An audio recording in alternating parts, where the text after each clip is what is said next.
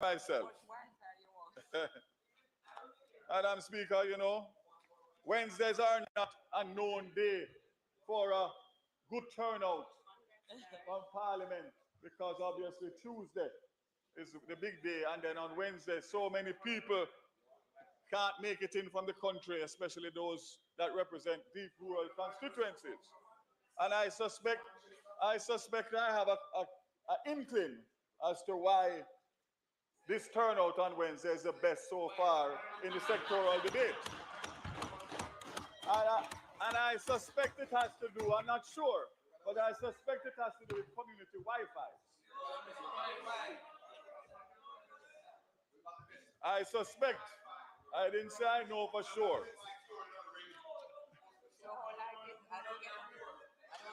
No, it's not the ones, that you've got. It's the ones that you want. Madam Speaker, I agree that the issue of energy is a serious challenge, which is why the Jamaica Labour Party administration, in collaboration with the People's National Party, developed the National Energy Policy 2009-2030. The NEP has been a trusted compass to both parties over the 13 years during periods of economic upswings and downturns. The current global energy requires the government to balance issues of energy security plus reliability, affordability, and sustainability for all. The rising global temperatures have increased the frequency and the severity of natural disasters, thereby adding to the complexity and urgency of implementing affordable, low carbon, or zero emissions energy solutions. Madam Speaker, the facts do not support the false assertion that the energy sector has been adrift. Without clear policy guidance and proactive action, the NEP charted a course for the investments in LNG and renewables by establishing targets of 42% for LNG and 20% for renewables in Jamaica's energy supply mix. From 2016 to 2022, the overall LNG energy supply for sectors such as transport, electricity, manufacturing, and other uses improved from 6% to 14%.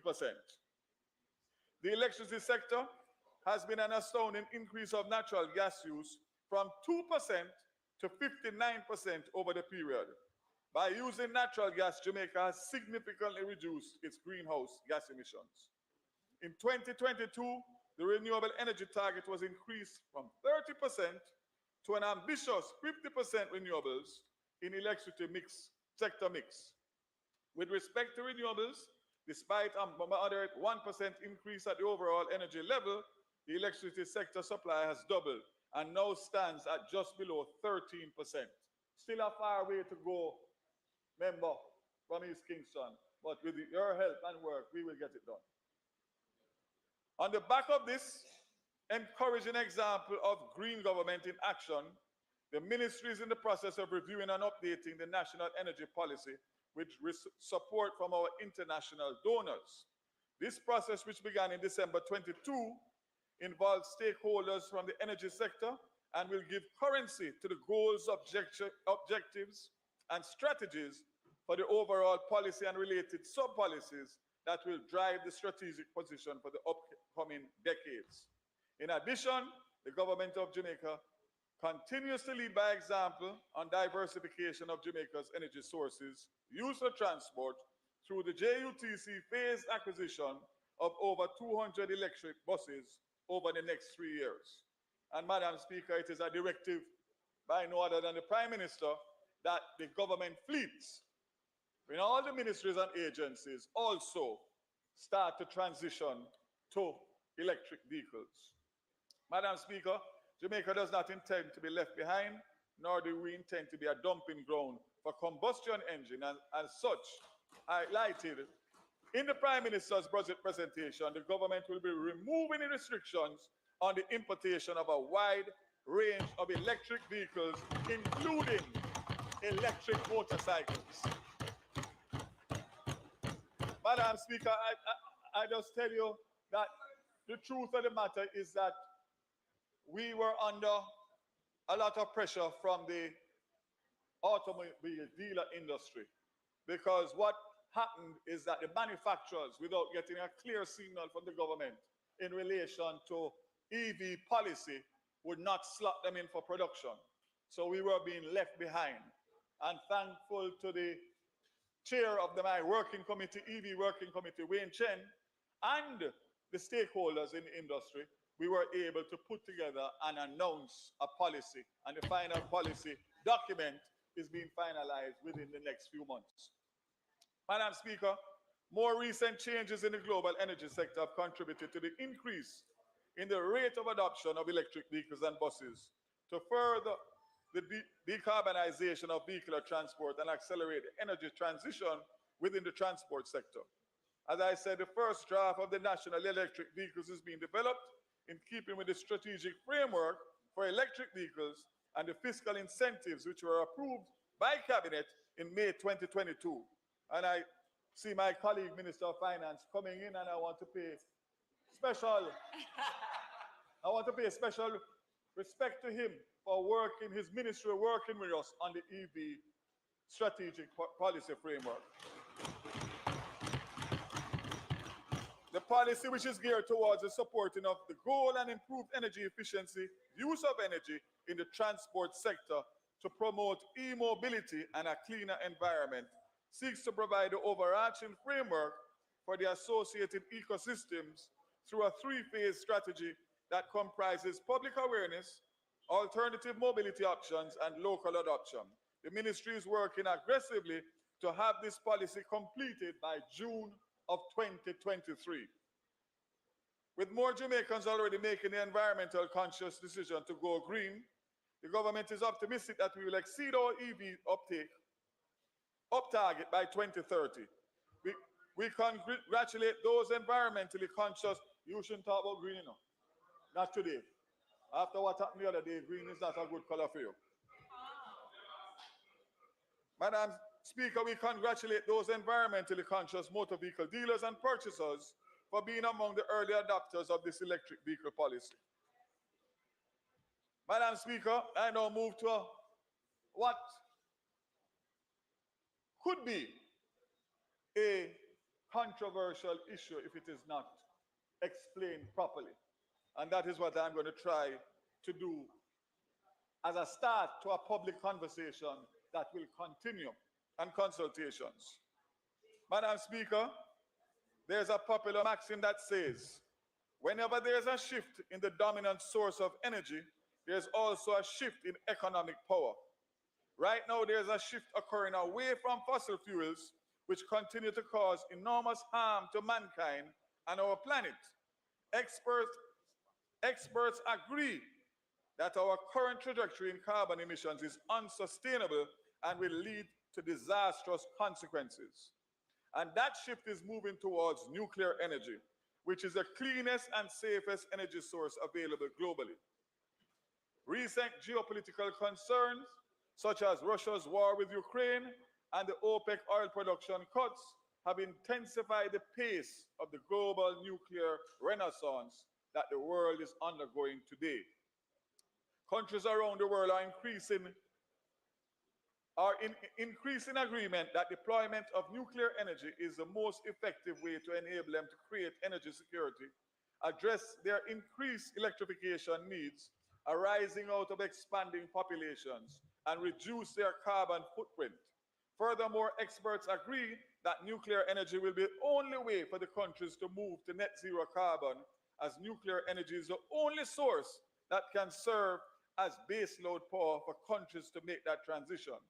As a result, many countries are now accelerating their peaceful nuclear energy programs and amid today's nuclear renaissance. If Jamaica does not join the rest of the world in pursuit of building its own nuclear energy capabilities, once again we will be left behind. Historically, large nuclear plants have been in reach of only a handful of countries given the cost, complexity, and the time associated with undertaking these mega infrastructure projects. Even in the case of Jamaica, and I am happy that the Prime Minister is here because nuclear is his new buzzword, and he has given me certain instructions. Given these challenges, the nuclear industry has accelerated its effort to introduce small modular reactors and micro modular reactors, which are significantly cheaper, safer, and quicker to build and deploy. Several proven technologies in SMRs and MMRs are quickly being commercialized to enable countries to make the transition to nuclear energy. This now opens the possibility of introducing nuclear energy in Jamaica. The broad applications of SMRs are particularly interesting as they can be used to produce grid power for small and remote communities, heat energies for industries, and hydrogen as a clean fuel source. Additionally, these smaller cost-effective reactors can be added incrementally to match energy demand without the financial burden of constructing a large nuclear power plant. It is important for us to recognize the broader benefits of incorporating a cost-competitive energy source, such as nuclear energy, as our dominant source of energy. The opportunities that it can present in terms of creation of new industries, employment and economic growth, and the overall well-being of Jamaicans can be enormous. Making Jamaica competitive is not unprecedented. The rise of the business processing outsourcing industry in Jamaica and the profound impact it has had on our economic growth is a case in point. In order for the industry to flourish, the price of telecommunication products and services had to be drastically lowered and made consistent. We achieved this cost competitiveness by significantly truncating the price of data products through the expansion of Columbus Communications. Much in the same way, reducing the cost of energy in Jamaica will lead to the introduction of new industries, especially energy-intensive industries, which will enable employment and economic growth for Jamaica. Therefore, it's vital for Jamaica to timely realize the benefits of nuclear energy and pursue this as a national priority for our country. This requires us to immediately develop a national roadmap to identify the barriers and actions needed to accelerate the development of our peaceful nuclear energy program. Madam Speaker, Madam Speaker, Minister of Finance, this is interesting for you, sir. Madam Speaker, you will recall that the Generation Procurement Entity is a successor to the Electricity Sector Enterprise Team, which was established in 2014 to lead and manage the procurement process for the additional capacity to the national grid and to implement a program to replace baseload generation capacity with efficient ones. It's important that I spend a little time and give you the history because of the importance of this particular part of the presentation. The GP was created in law by provisions in Section 20 of the Electricity Act 2015 to replace ESET. One of the key functions of the GPE is the initiation, administration, and management of the procurement of new generating capacity to the system by means of competitive bidding process. The GP was appointed by Cabinet under my stewardship on December 7th, 2020. So I became Minister September 2020. So in a matter of a few months, Cabinet, under the chairmanship of Lennox Elvey, immediately set out to inform itself of its mandate as well as develop various documents in discharge of their statutory function. Two key documents are the rules and protocols for its operation mandate and the procurement documents to execute the functions of their mandate to procure new generation capacity for the energy sector. These two areas of work were supported, and we are thankful by the technical assistance from the Inter-American Development Bank and the World Bank. During this period, the GP has secured its first member of technical staff. It should be noted that the staffing for the GP now needs to be built out. Nevertheless, Transaction Advisors Global Renewable Mass Adoption Program, GreenMap, have been engaged to give support to the GPE. This was recommended by the IDP and comes to us at no cost. And just today I received a letter asking for a meeting next week so they could actually brief me, and I will pass it on, uh, member, in relation to the next steps in relation to their consultancy. So, Madam Speaker, Prime Minister, I am delighted today to inform this honorable House, and by extension the nation and all of those persons who have been waiting so long and so many years, and the world at large, that the advertisement for the expression of interest for the supply of 100 megawatts of energy generation from renewable energy base power generation facilities on build, own, and operating basis has been published. Therefore, Madam Speaker, I invite all qualified entities to apply. This is the first such tranche under this arrangement. It is likely, and I'm still to be guided by the GPE, that it will happen in two tranches.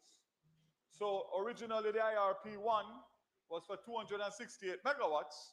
So if we use that as an indicator, it would mean that 100 now with a second tranche of 168 to come. Um, Madam Speaker, this procurement will seek to increase the current installed capacity for renewables, and Cabinet gave the directive that any retiring fossil fuel generation plant should be competitively replaced by mature renewables, which supports the thrust to achieve 50% electricity generation using the mature renewable energies by 2030. Madam Speaker, this is how we innovate a nation and empower our people. It is a game changer, not only for us here today, but for generations to come. Madam Speaker, discussions are also ongoing with the established industry experts to possibly explore biodiesel locally as part of the government's green energy focus. The ministry has earmarked funds from a 33 million spend on policy development, banning incandescent light bulbs, to include work on policy development for biodiesel. Madam Speaker, I now turn to updating the Honorable House on the government's progress on implementing a viable waste to energy model. In, in 2016, the Integrated Solid Waste Management Enterprise Team was established by the Prime Minister through the Development Bank of Jamaica, mandated to oversee the development of the business model and a public-private partnership framework for the divestment of operational responsibilities for waste management to the private sector. This was based on a pre-feasibility study conducted between 2016 and 2017, and this activity considers the modernization and technological opportunities to be gained from the introduction of the energy from waste infrastructure to convert waste to energy, waste to electricity, sorry. I recently saw an invitation for a meeting just tomorrow that the Prime Minister is hosting on this very matter, so I'm sure that updates will be forthcoming after that meeting in terms of timelines and where we are. Madam Speaker, Cabinet approves the phase out of the standard incandescent light bulbs in September 22, which became effective on April 1st, 23. This is consistent with CARICOM's Energy Minister's agreement to phase out the import and sale of incandescent light bulbs within the region. Madam Speaker, policy development around the incandescent bulb ban will further be supported from a part of a $33 million spend that includes policy development for biodiesel and incandescent light bulb. The phase out of the incandescent bulbs will ground the development of more energy conservation and energy efficiency behaviors and promote the switch to more energy efficient lighting technologies.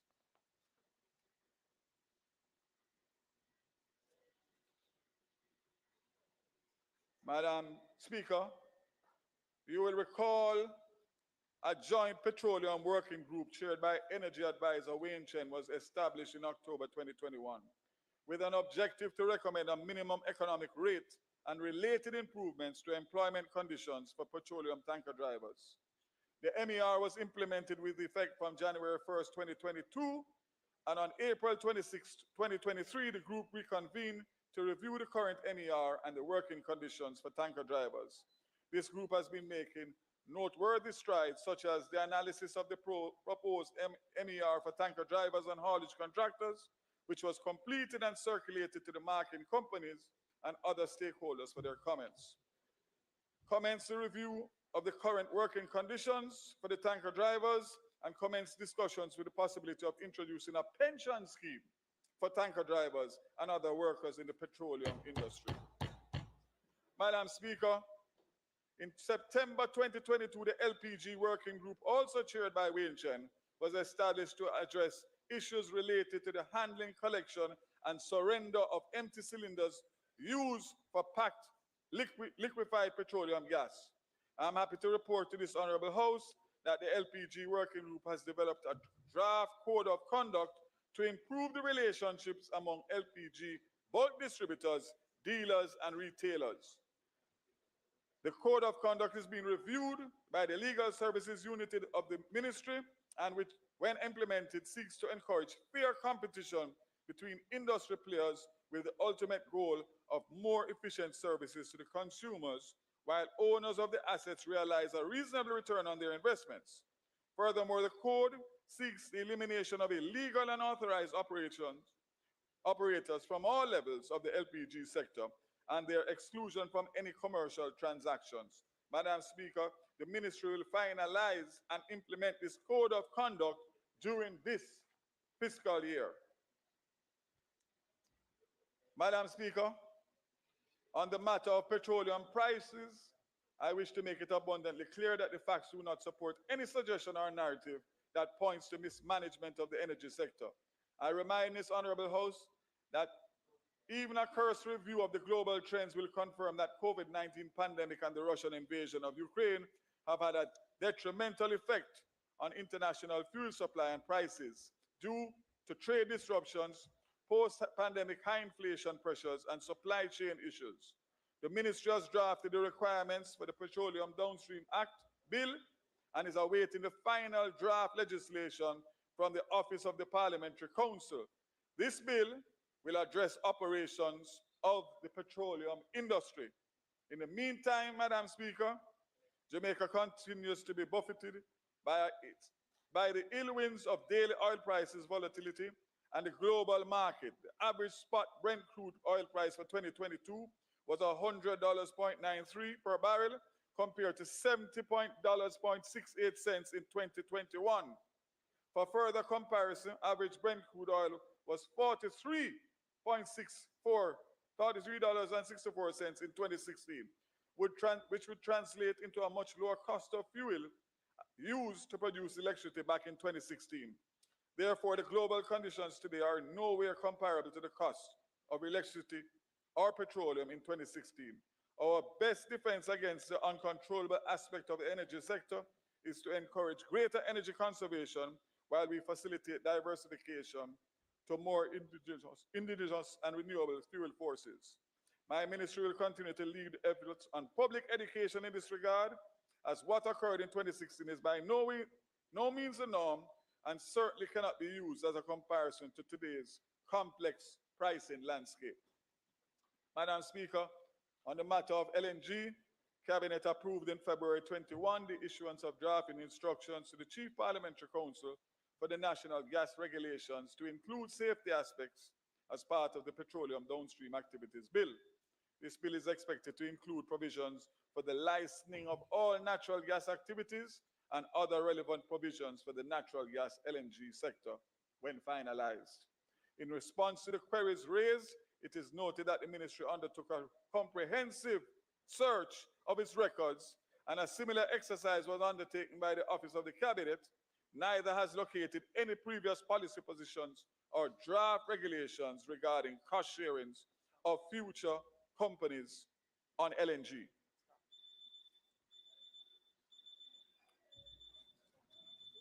The minister's time for speaking has expired.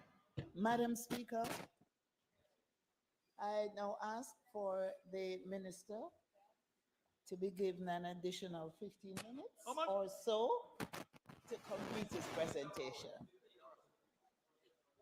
Members, the question before the House is that the minister be given an additional 15 minutes to complete his presentation. Those in favor? Those against? The ayes have it, Minister. Thank you very much, House Leader and House Speaker. It is obvious to me that the acting House Leader doesn't need any more Wi-Fi community hotspots. So I will pass it on to the I'll pass it on to the USS. As a matter of fact, I'm now thinking I'll give the Minister of Finance yours. Madam Speaker, on a more serious note, and I want the attention of my colleagues on both sides. On the subject of the replacement of the 171.5 megawatts of power capacity via the JPS's aging power generation plants, Cabinet has given its approval for their replacement under the right of first refusal to be replaced as best practicably by mature renewable sources. The ministry notes the JPS's intention to deepen its renewable footprint by replacement of these retiring plants with mature renewable. In this regard, Cabinet has also given the approval for the amendments to the Electricity Act to enable JPS to replace its retiring capacity with renewables. And I want to pause there because the current act would have meant that they would have had to change like for like or a mixture, but they would not get back to the 171.5 if it was a mixture.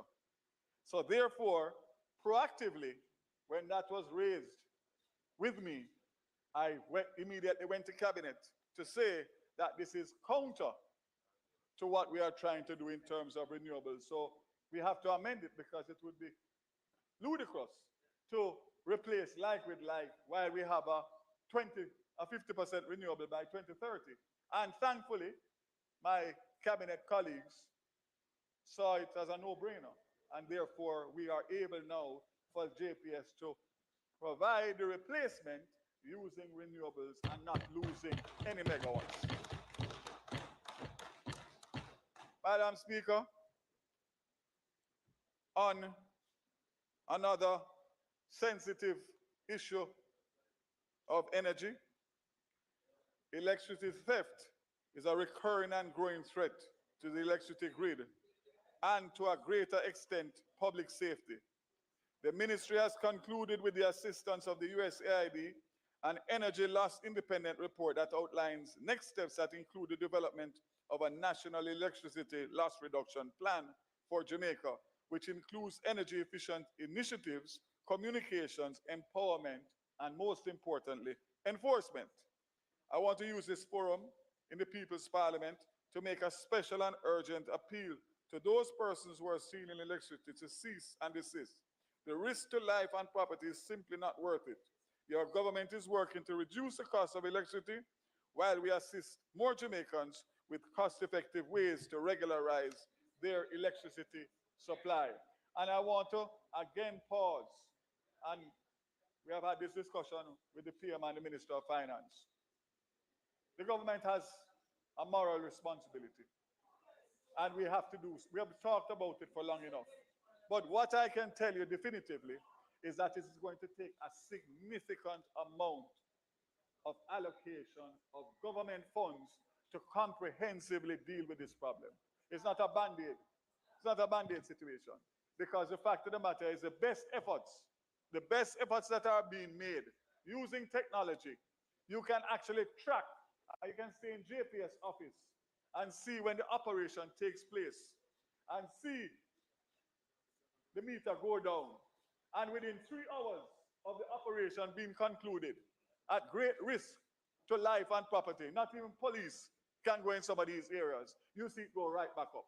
And we have a political responsibility, all of us, especially in the areas that are being, to comprehensively deal with it, starting and setting the example by government. So I know it's on the Prime Minister's radar, I know it's on the Minister of Finance, but it will be a significant amount of money that will have to be allocated to support any plan that is going to take place. But we are committed, obviously, fiscal space availability to really take this report and to start to implement it and work in tandem with everybody to deal with it. Well, we are in the midst of the Electricity Act, as you know, so we hope to conclude, and that's a big part of the discussion. Madam Speaker, United States Agency for International Development, USAID, which I again must say is playing such a critical role along with other multilaterals in MSET in all different aspects, science, energy, and technology, have been working with the non-technical loss working group, which is comprised of reps from the ministry, JPS, Jamaica Social Investment Fund, OUR, Ministries of Justice, Finance, and Public Service, and local government and rural development. The USAID has supported the working group in their preparation of policy concept notes to change the culture that is driving this complex problem of electricity theft. The program is a component of the Strengthening Utilities and Promoting Energy Reform Task Order funded by the USAID. This is significant, members. In 2022, Jamaica's level of non-technical losses accounted for 20% of the electricity generated. So what that means in real terms is that every one of us in here and every customer of, legal customer of the Jamaica Public Service is paying for this 20%. This 20% equates to tens of millions of US dollars, not Jamaican dollars, United States dollars. This is among the highest in the region. 70% of the loss result from electricity theft. The working group met quarterly to define strategic policies aimed at eliminating losses through improved loss management, metering infrastructure, and supplementary financing. If successful, the policy initiatives categorized under the 4 thematic areas could reduce electricity rates by 8.7% or more. Can you imagine getting a bill with 8 to 10% less just based on this alone? It is used especially for those who are on the minimum wage or on that spectrum. So, Madam Speaker, who said that? You're a doctor.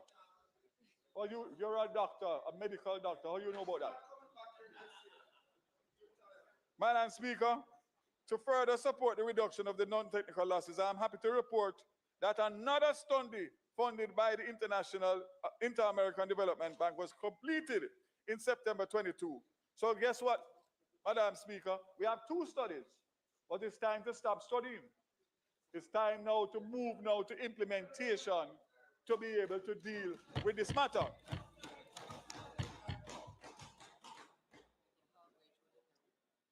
Madam Speaker, a critical focus of the work of the ministry with respect to the energy sector remains decreasing the price of energy to all consumers and businesses. As members are aware, the review of the Electricity Act was put on recess for the ministry's team to complete its review of global electricity models and trends specific to the island jurisdictions. I'd like to point out that since the war between Russia and Ukraine, power prices in Germany has increased by 118%. In Japan, it has increased by 24%, and in the United States by 80%.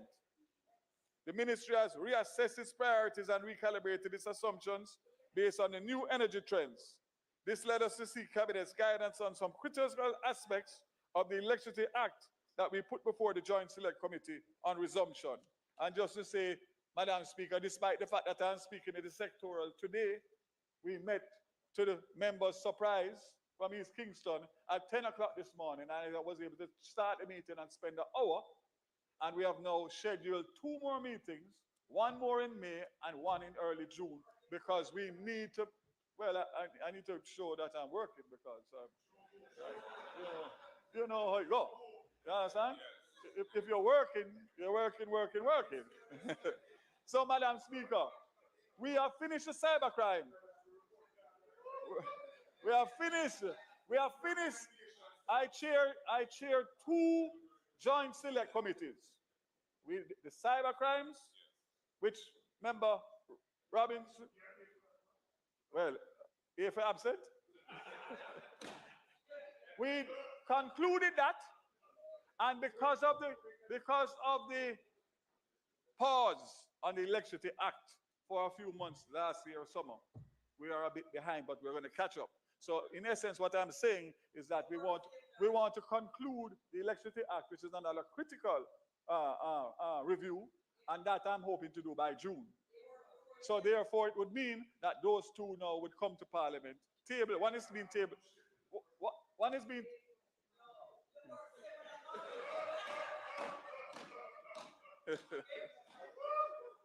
What did you say a while ago, Julian? You only have 4 minutes. Okay, Madam Speaker, Madam Speaker, I'm going to. 4 minutes. No, man, I'm just trying to skip some of it and read it in a book. Madam Speaker, this is important. In 2021, the government had undertaken to implement the urban traffic management system. I'm pleased to announce that this is now 100% complete. At the heart of the urban traffic management system is a reduction of travel times and fuel consumption by 30% through improved traffic control management in the Kingston metropolitan region. Well needed. Well needed. So, the urban traffic management system is a component of the Energy Management and Efficiency Program, EMEP, a government initiative that is a key element of the Vision 2030 for government ministries and agencies. Madam Speaker,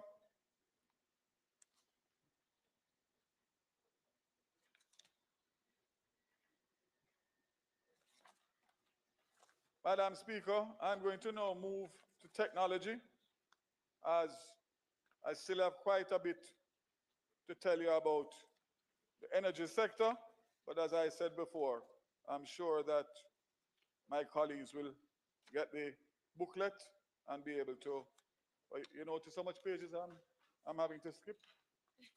Like 10. Madam, I'm going to close with technology, another important sector, as important as energy. And I'll save what I'm about to say to the last. Madam Speaker, I now turn this honorable House to the attention to the ICT development and access, which covers the ICT areas of ICT policy and regulation, ICT infrastructure development, and ICT propagation and securities of ICT systems. This financial year, the ministry has allocated $110 million to this program, while this is 13 million or 11% less than the allocation for the financial year 22-23. The reduction in budgetary support is attributable to the one-off payments that were made for the procurement of laptops for teachers and part students, and also operational support to the Universal Service Funds projects.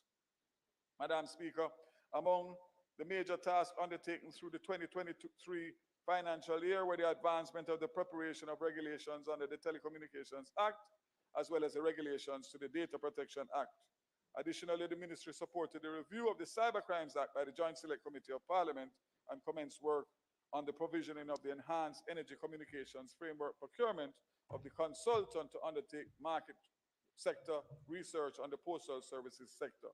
A precursor to the development of a national postal sector policy and review of the Post Office Act was also advanced this year. Now to the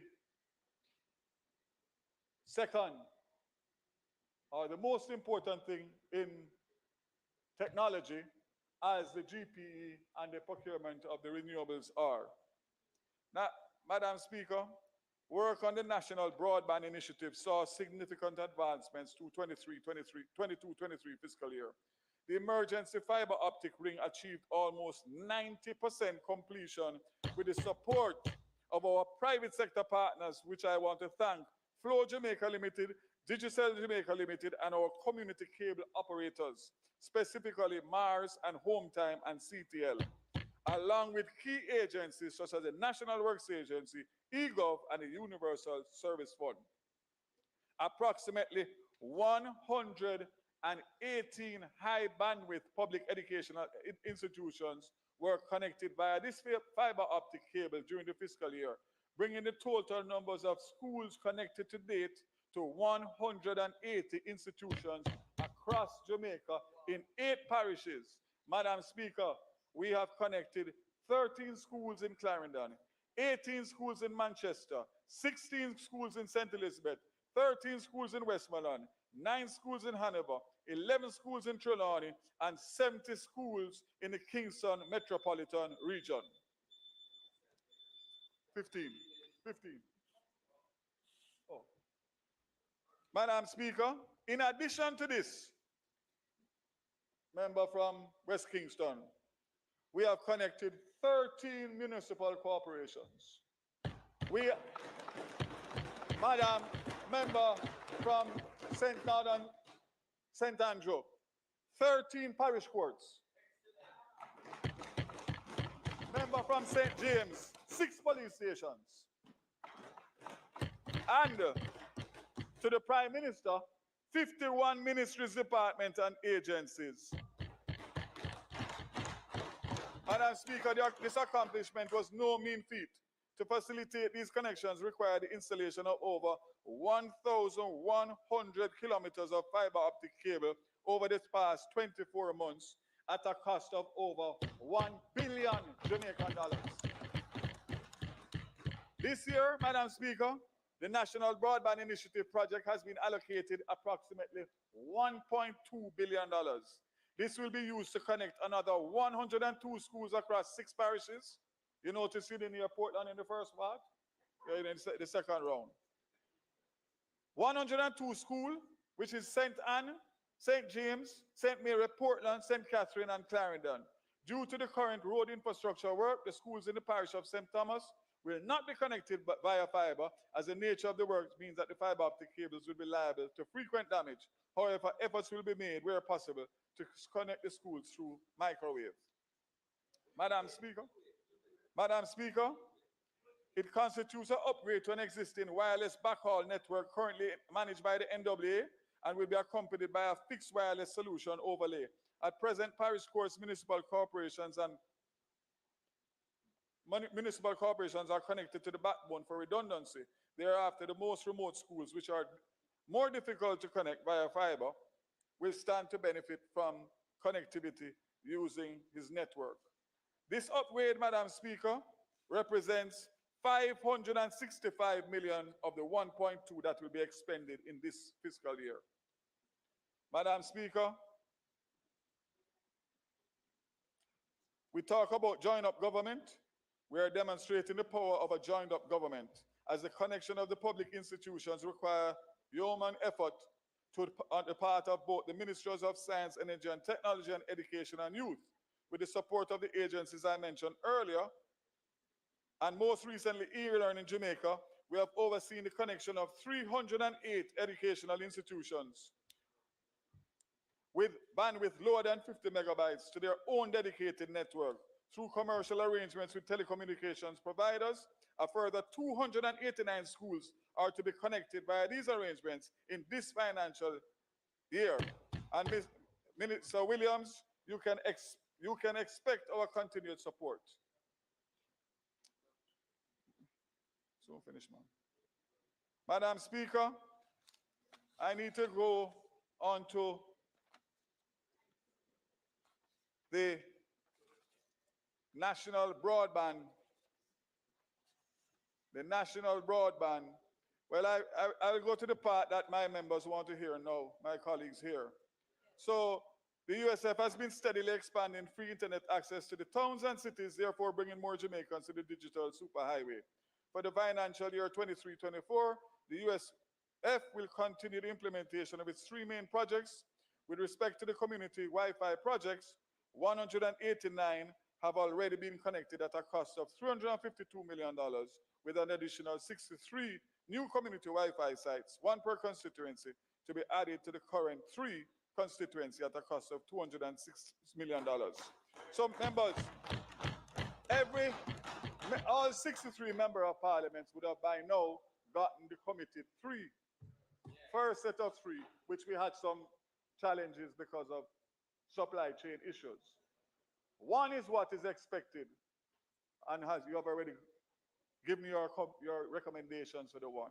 I have had discussions with the chairman of the USF, and I have had discussions with the managing director, and I have told them that we have to find additional resources and funding to give more MPs community Wi-Fis this financial year, because Because, and I'll get to it shortly, the National Broadband Initiative, which is the bigger picture, which I'll speak about, is still some way away. So it is important that during that, between what we are doing through the NWA, the USF is doing there, so that at least we can supply more community Wi-Fi's. So, Madam Speaker, 5 more minutes. Important. Cyber attacks are one of the greatest threats of our time. The global outlook sees costs associated with cyber attacks rising as high as a staggering $8 trillion, not billion, $trillion. We must do what we can do to form a bastion of cyber support around our nation. Commencing in the financial year, the ministry will be allocated a sum of 6.5 million US dollars in loans and 3.5 million US dollars in grants through a project jointly funded by the IDB and USAID to strengthen Jamaica's cybersecurity framework. In addition, through technical cooperation, it is anticipated that the country could benefit from an additional 500,000 US dollars for cybersecurity policy and legislation.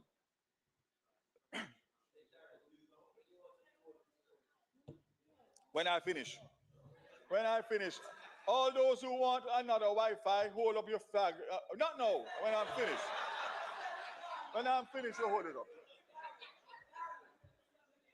Oh, nice. Oh, yes. Okay. Turn it on the right side. So, Madam Speaker, JASERT has made significant advancements in its acquisition of resources, hardware, software, and subscriptions that are necessary for the continued improvement of its delivery of cybersecurity and cyber incident response services to Jamaica. For 2023-24, we are increasing the budgetary allocation by 20 million Jamaican dollars. This increased allocation will ensure that the following operational objectives are implemented: a coordination of public-private partnerships, focus on identification, analysis, and mitigation of risk from cyber and physical threats to internet-facing resources, national critical information and infrastructure, and national critical infrastructure. Madam Speaker, I encourage my members to read about the Postal Department, read about eGov. This is important, Madam Speaker. Following the passage of the Data Protection Act in 2020, which makes provisions for the establishment of the Office of Information Commissioner and the appointment of an Information Commissioner during 2022-23 fiscal year, the ministry has sought to advance the operationalization of the entity. However, the recruitment of staff has proven to be challenging, and with the support of the Ministry of Finance and Public Service, we will seek to settle these issues. The ministry is mindful that pursuant to Section 76 of the Act, the 2-year transitional period for data controllers should take necessary steps to become compliant with the requirements of the legislation comes to hand in November 30th, 2023. However, I want to assure this Honorable House and the people of Jamaica that the ministry has redoubled its efforts to ensure that we meet the November deadline, given the mission-critical nature of the Office of the Information Commissioner to implementing the provisions of the Data Protection Act. In this regard, Madam Speaker, I wish to advise that drafting instructions for the preparation of the data protection regulations were issued to the Chief Parliamentary Council, and the ministry is in receipt of the first draft. It is the ministry's intention to have the rules finalized by July 2023. Additionally, Madam Speaker, the Office of the OIC will embark in short order on all the public education and awareness campaign to sensitize everyone on the provisions of the Act. Madam Speaker, I close on the national broadband. When I took office in this ministry, in September 2020, the Prime Minister gave me 2 mandates, along with, obviously, everything else that you see happening here. And that was renewables, and that was the national broadband. What we lived through in COVID showed us how unprepared we were and how far advanced we were behind in technology. What you heard earlier is in relation to the short-term national broadband initiative. The bigger picture is that the ministry has gone through all the steps to get the national broadband to a place where we can engage a transaction advisor. And with the good advice of the Ministry of Finance, he introduced the ministry or recommended to the ministry the IFC. And not coincidentally, the Minister of Finance tabled yesterday under the Public Procurement Act, the Public Procurement International Finance Cooperation Advisory Services National Broadband Network Project Order 2023. What this does, Madam Speaker, is allows the Ministry of Finance to finalize, and Member Robinson was here yesterday, member from Southeast, St. Andrew, to take it and take all the work that we did and all the processes that we went through to engage them to be the transaction managers that is going to take the process from developing the methodology to the procurement to the implementation, and they are going to supervise all of that. That means full transparency, full accountability, and everybody in the entire world will be able to see and follow the process and participate if they so desire. It is like the renewables. It is something that has excited the industry, the players, but most importantly, Madam Speaker, what this is going to do for Jamaica, and by the way, I am still on track for 2026. We have lost some time. We all know the procurement system, but we have to do what we have to do. But we're going to try and make up the time by virtue of the speed that the minister is going to deal with this now, the engagement, and the IFC is now reviewing their timelines based on the time that has been lost. Madam Speaker, it is a game changer of immense proportion, and I believe that if we are successful in getting the renewables, the 268 megawatts of renewables, and a national broadband, and for the wider public, what it means is connectivity in every nook and cranny of Jamaica at an affordable price. That's what it simply means. So all the unserved and underserved will be served, because as it stands now, when you are in business and you are a private enterprise, you go for return on investment. So you serve the areas that can afford it and pay your price. And those less fortunate, like the people in Portland and elsewhere, don't have any connectivity, or they have erratic service. So, Madam Speaker, and I would the Prime Minister to just note this, that I have delivered, sir, not in the time that I wanted to deliver, not in the time that I wanted to, but beyond my control. But from September 23 to September 2020 to May 2023, despite the fact that it is not in my time, I can tick off those two boxes because they are no longer in my domain. I will have oversight at the end, but as of right now, I have delivered in terms of what I was mandated in those two very important areas that will have an impact on the future of Jamaica and generations to come.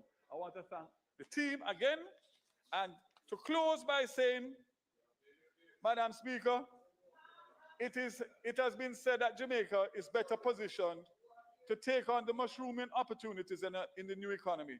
That is the digital economy. Ensuring a thriving science, energy, and technology sector is critical to the future of Jamaica's economy. It is critical to growth, critical to creation, and critical to raising our national productivity. It's a top priority for the entire government, from the Prime Minister down to the entry-level civil servant. We are determined to make Jamaica the innovation nation and region, and for our country to take its rightful place as a destination for unique creations across all spheres of science, green energy, and technology. We have done it through our music, the arts, sports, our food. It is now time to showcase our God-given talents in the fields of scientific innovation. We should be tremendously proud of the success that we have accomplished so far. and we should be bullish about the prospects ahead through the facilitation of the ministry and its hardworking agencies and departments. I want to assure the Jamaican people that your pro-innovation government will continue to maintain our competitive advantage by adopting an approach to regulation that promotes innovation, growth, and competition. By driving forward together, we will position Jamaica as a regional powerhouse for innovative ideas, talent, and investment, supported by the ingenuity and creativity of our people who remain at the center of all that we do. Madam Speaker, I thank you for your patience, and I would like to say in closing, God bless Jamaica and the people of Jamaica. Amen.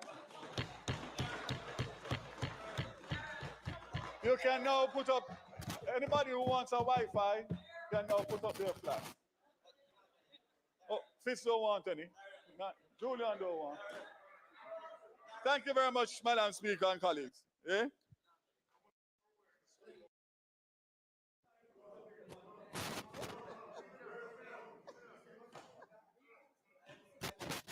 Madam Speaker, I want to thank Minister Vaz for his excellent presentation.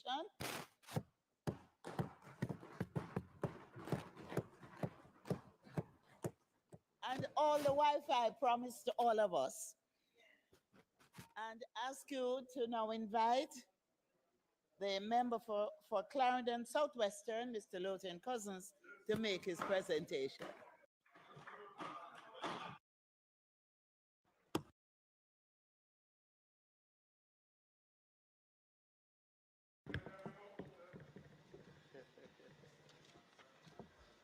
Thank you, Madam Speaker.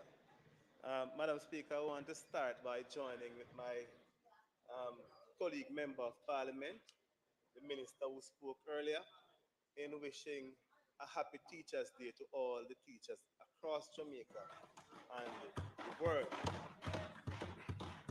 Madam Speaker, it is said that a great teacher opens minds, inspires dreams, builds confidence, and shines a light on the path towards a greater life.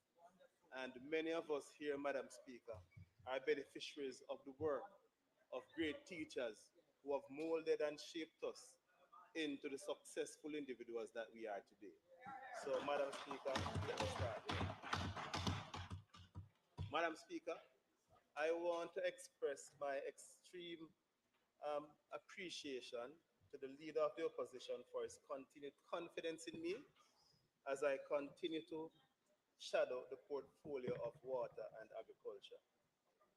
I want to also acknowledge, Madam Speaker, the constituents of Southwestern Clarendon who continue to express their support for the People's National Party and myself as their Member of Parliament. Madam Speaker, I'll start as usual by discussing some issues surrounding the constituency.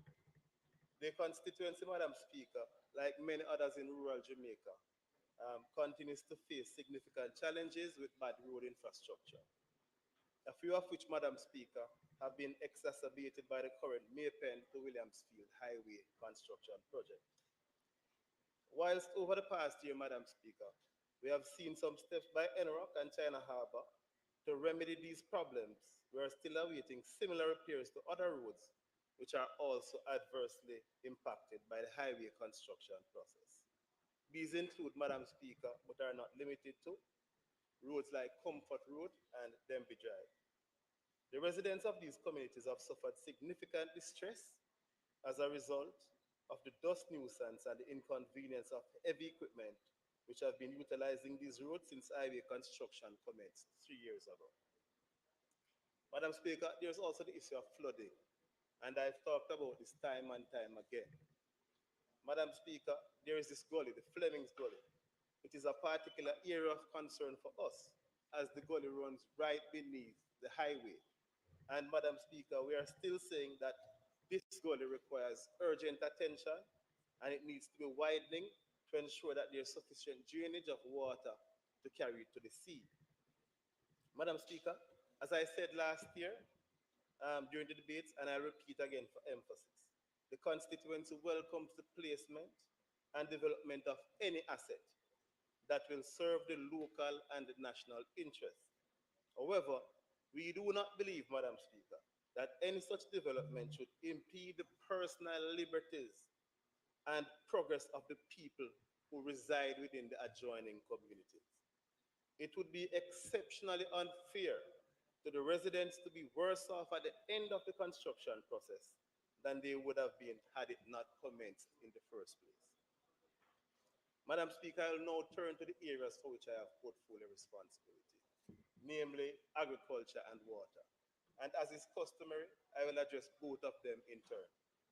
Madam Speaker, in my first sectoral presentation in 2021, I proposed the formulation of an import substitution strategy to slash the value of imports in half over the next 5 years.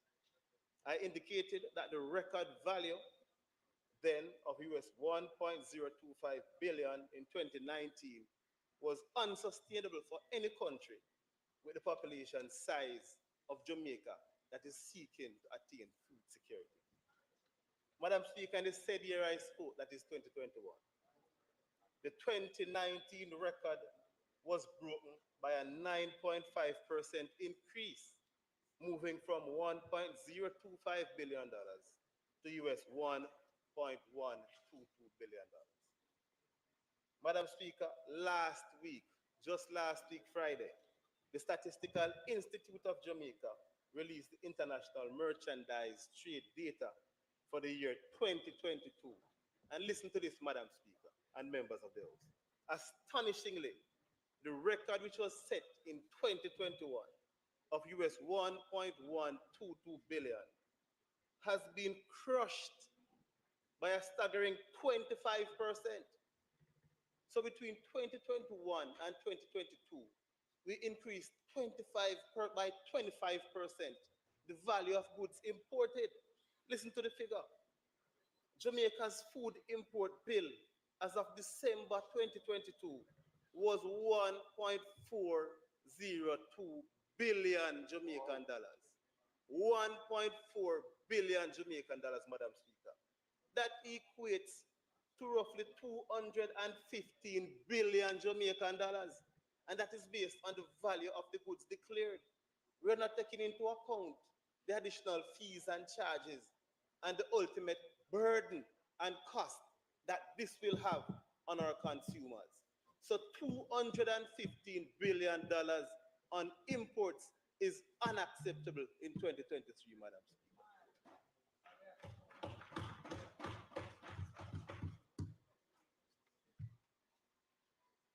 Madam Speaker, Jamaica's total import bill last year was 7.73 billion, with our food import, Madam Speaker, accounting for 18.3% of our overall imports. That is totally unacceptable. Madam Speaker, and the minister needs to understand that in a country where rural communities are largely dependent on agriculture, which, as he pointed out in his presentation, accounts for 250,000 registered farmers and fishers, imports require a cauterization strategy immediately, Madam Speaker. We need a new direction. Madam Speaker, time and time again, we return to the Parliament, contribute to the debates as opposition spokespersons, highlighting issues, outlining solutions, some short term, some long term. And each year, when we look at the statistics, it is apparent, Madam Speaker, that things are changing for the worse. Instead of the betterment of the country, instead of increasing agricultural output and decreasing the sizable imports of agricultural products, which, as mentioned earlier, is now at a whopping 215 billion Jamaican dollars cost to the Jamaican people. We have noted a significant movement in the imports year over year, and this movement has been in the wrong direction. Will we ever be able to get agriculture right, Madam Speaker? That is the question. Indeed, Madam Speaker, it begs the question, does the ministry have an understanding of what is required to reduce the food import bill? Is it able to firmly implement strategies to reduce the bill and increase output in the local sector? What is clear to us as an opposition, Madam Speaker, is that if we analyze the poor management, for example, of subsectors such as the dairy sector, and the inability to understand what presently inhibits the local production of red kidney beans, for example, and those will be highlighted later on in the presentation. It is clear that the ministry does not know what they're doing.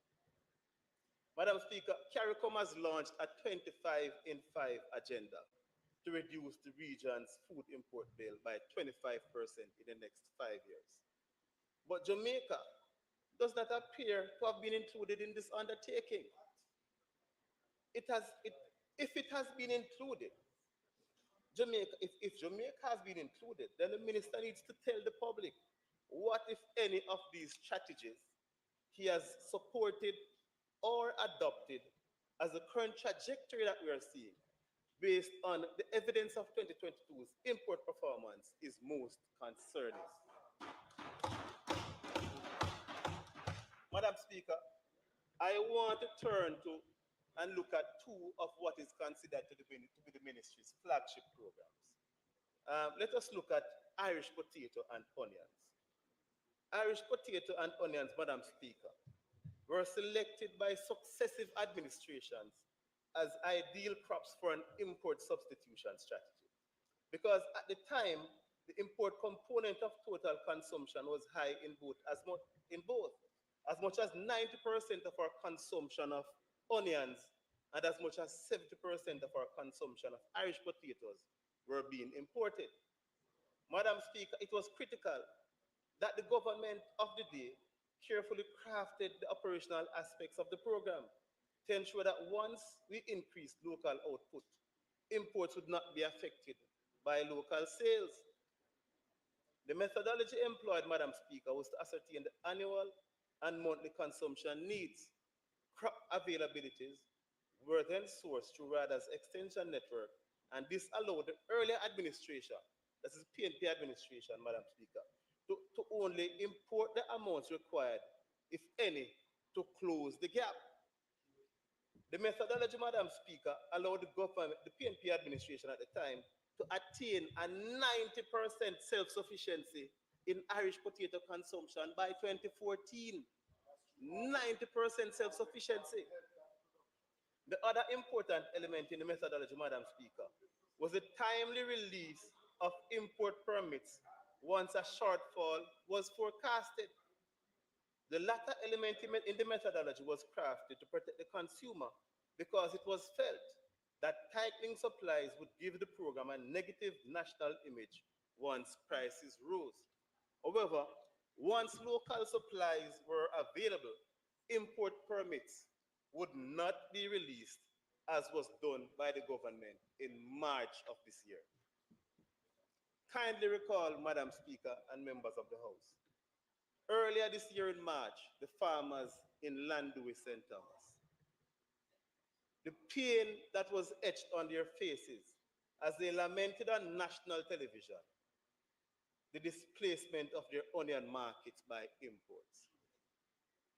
Madam Speaker, when I called for the cessation of import permits, the release of onions, Madam Speaker, the ministry's terse response was that the statement related to the importation of onion was incorrect and it was divisive, and that they had not facilitated the release of onion imports. Now listen to this, Madam Speaker, because I did some research and I have in my possession, Madam Speaker, an arrival notice dated the 6th of March 2023 this year, speaking to the arrival of the vessel, Cape Corfu. I'll give the details. Registered under the flag of Cyprus and signifying the arrival of several containers of Dutch yellow onions. Well, the ministry can answer that question. The minister owes the farmers an apology, Madam Speaker. A point of order, Madam Speaker, please. Because we have to be very careful. Now, I'm going to allow my colleague to perhaps think carefully about what he's suggesting. Minister, He's if you making rise us- on a I'm point of order, you have to indicate. Permit what me it to is. state it, Madam Speaker, because perhaps I should say a point of correction, if that is it. Because what the Speaker is presenting is not factual, and he is putting forward statements that are misleading the country. Minister, if you rise on a point of order, then you must state what the point of order is. If it is that information is incorrect, Madam then Speaker, you must say that.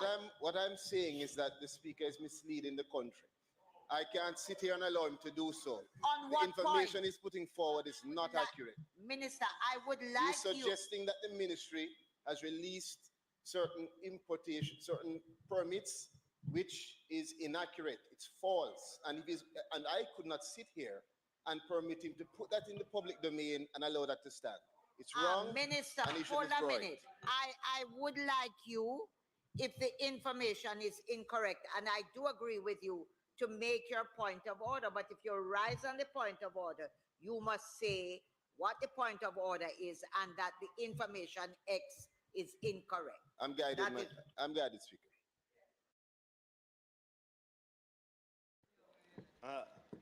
Madam Speaker, if the minister so wishes, I can share with him that arrival notice. And if he wishes to respond to that, then so be it. But it's an arrival notice that came in, a ship came in, Cape Corfu, under the Dutch, under the flag of Cyprus, and that ship carried onions to Jamaica. Madam Speaker, again, for the country's benefit, the fact that a ship came in on a particular date cannot lead to what he is saying. What the Speaker is saying and what he's connecting is not true. He's suggesting that because a ship came in, it means that the ministry gave permits on that time, and he cannot say so. It's wrong. It's false. Minister. He should understand the system. Minister, I am just going to ask. I think it is. Will you allow me? I'm speaking. Minister, I want you, and the standing orders allows you, if information that is said is wrong, you rise and say that it is wrong and why it is wrong. But I cannot, I have to be guided by the standing orders. We can't interrupt and then you talk. Rise and make your point of order. Ask him to withdraw it because it is not true, and that is how we deal with it. And if it is not true, he'll withdraw. May I proceed, Madam Speaker? Thank you. Madam Speaker,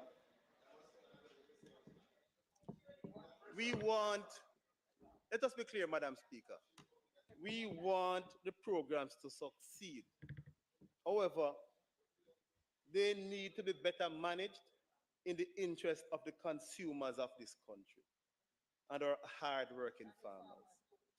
How can we grant permits for onions when our local farmers have indicated and have proven that they can sustain the market?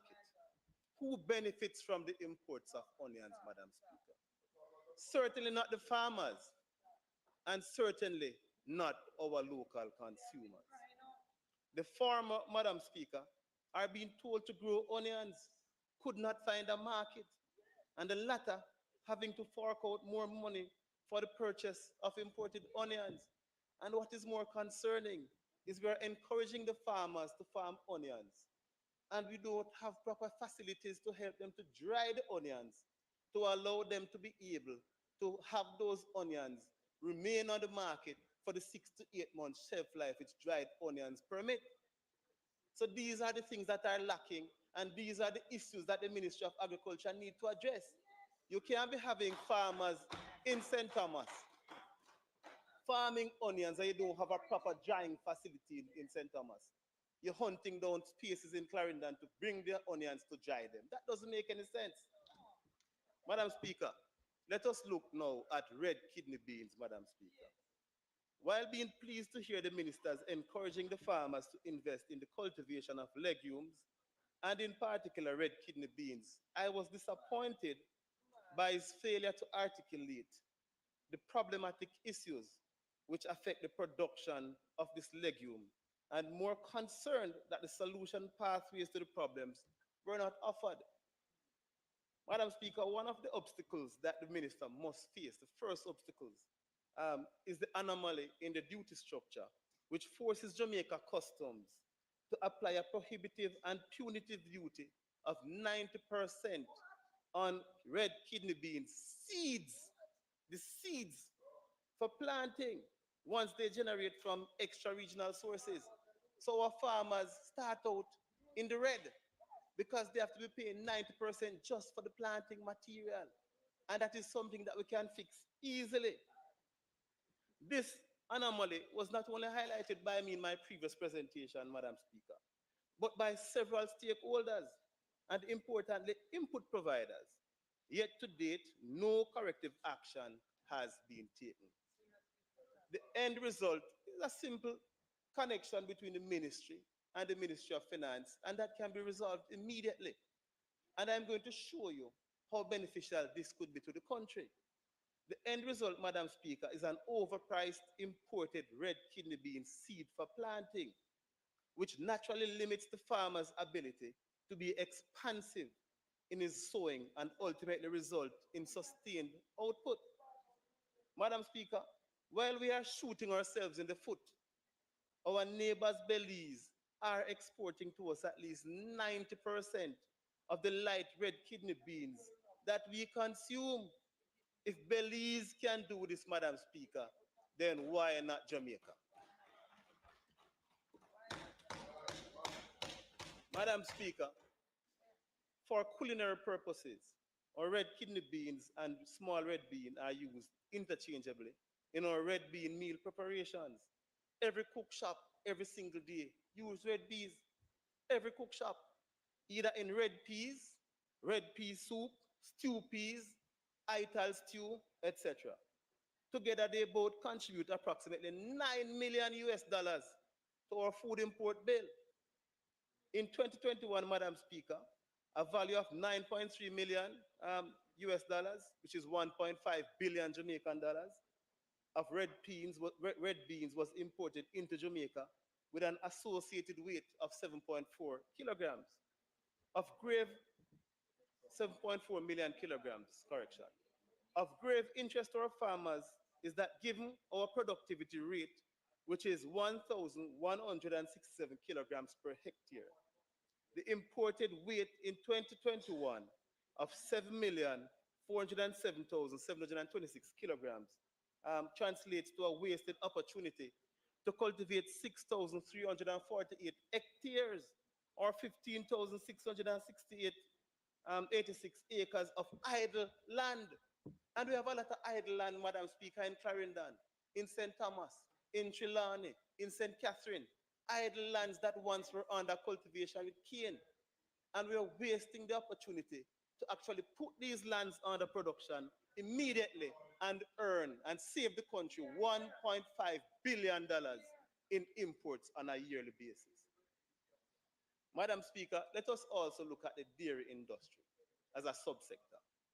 The admonishing by the Ministry of Agriculture for Jamaicans to consume smartly can be nowhere better represented than in the consumption of milk. The Food and Agricultural Organization of the United States, Madam Speaker, highly recommends that we maintain a healthy diet to support the optimal functioning of our immune system. It then advises that a review of the majority of countries who report to the FAO dietary guidelines database indicated that the milk consumption absolutely essential to maintaining a healthy diet contributing to optimal functions of our immune system. Madam Speaker, if the minister's grow smart, eat smart mantra is to be seen as practical and not just another hollow soundbite, we must swiftly provide the necessary policies, resources, and technically competent oversight to correct the inadequacies that now affect the administration of the dairy industry. Madam Speaker, in 1992, Jamaica produced approximately 39 million liters of liquid milk. Presently, Madam Speaker, output has not passed 14 million liters in the last 5 years. And that figure was produced only in 2018, standing at 14.2 million liters. The other years were consistently 11 million liters and 13 million liters. Of significant note, Madam Speaker, is that the 11.8 million liters produced in 2021 shows that we are regressing and not progressing as we ought to. These poultry production numbers bear testimony to the fact that there is significant mismanagement of the sector, and the Jamaica Dairy Development Board must be tasked with providing answers on the reasons for the regression and failures mentioned above, especially when on the especially when you consider, Madam Speaker, what we see is a growth in the value of imports of skimmed and whole milk powder. Madam Speaker, the value of both skimmed and whole milk powder moved from US 9.3 million in 2020 to US 11.724 million in 2021, a significant increase of 25%, amounting to roughly 1.8 billion Jamaican dollars. Madam Speaker, if you look at the quantities of both skim milk and whole milk powders imported, and also the purpose for which they are imported, we get a deeper insight into the inadequate oversight that is offered by the Ministry of Agriculture to this subsector. In 2020, the imported quantity of both powders was 3,500,000 kilograms, and in 2021, 3,843,000 kilograms. Reconstituted, Madam Speaker, that amounts to 35 million liters. And when it's reconstituted, it means what they do is take the powder, turn it back into milk to use it into the production process.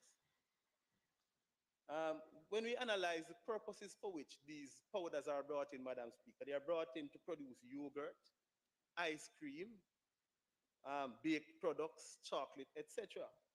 The elementary solution and the obvious solution to us as a country, Madam Speaker, is to bring the local manufacturers to the discussion table and start the dialogue to substitute the imported powder with locally produced fresh milk.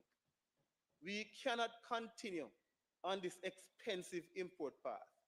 The value of imports was just 5 million US dollars in 2017, rising to US $11 million in 2021, a 98% increase over a 4-year period. This, Madam Speaker, will not achieve the Vision 2030 plan to develop the livestock subsector, nor will it help to achieve the fundamental aim of the National Food and Nutrition Security Policy to eliminate malnutrition and other health-related problems plaguing our society. We're now going to look at another subsector, Madam Speaker, to show how the Ministry of Agriculture is failing our farmers. Let us look at mango. Mango. Madam Speaker, in 2019, Jamaica began its re-export of mangoes to the USA. With great fanfare at an official ceremony at the Sangster International Airport Complex in Montego Bay, St. James. We thought, Madam Speaker, that all the protocols for an effective re-entry into the USA had been re-established. This renewed export of mangoes to the USA, Madam Speaker, was an initiative that had been worked on by the PNP administration. And finally, in 2014, the United Nations Department of Agriculture gave Jamaica clearance to export mangoes to their country. The USDA, however, was very careful to insist on a program of crop management that would reduce the tolerable levels of the infestation of fruit flies. Madam Speaker, therefore came as a shock, and listen to us when we heard that the export of mangoes to the USA was stopped, was curtailed because of a heavy infestation of fruit fly larva in the sampling of mangoes for export.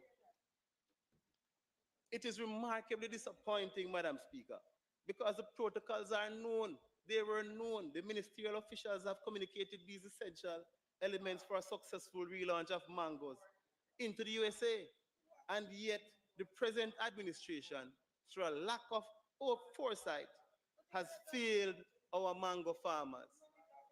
Madam Speaker, while this is happening, the ministry is proudly advertising through its investment arm, Agro Invest, what they consider to be an excellent mango agro park opportunity in Tollgate, Clarendon. Madam Speaker, the minister has indicated that a hot water treatment facility, which is an alternative treatment to ionizing radiation for control of the infestation of fruit fly, is not seen as an investment opportunity by private investors. Madam Speaker, I agree with the minister. He's quite right in this observation.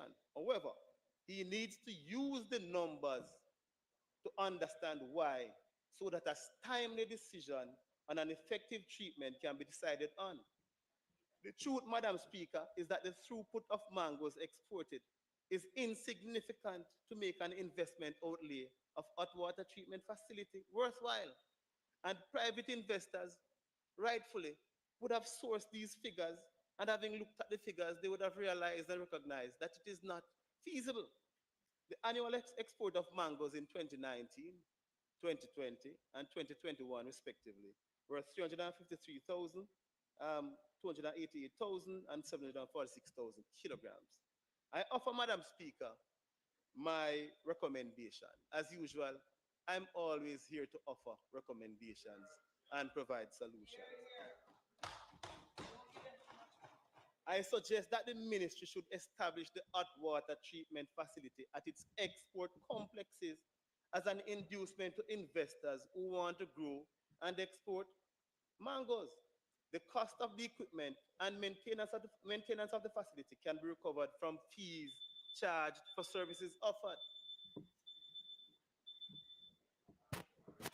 Madam Speaker, the member's time is up, and I'm asking for him to be given an additional 15 minutes to complete his presentation.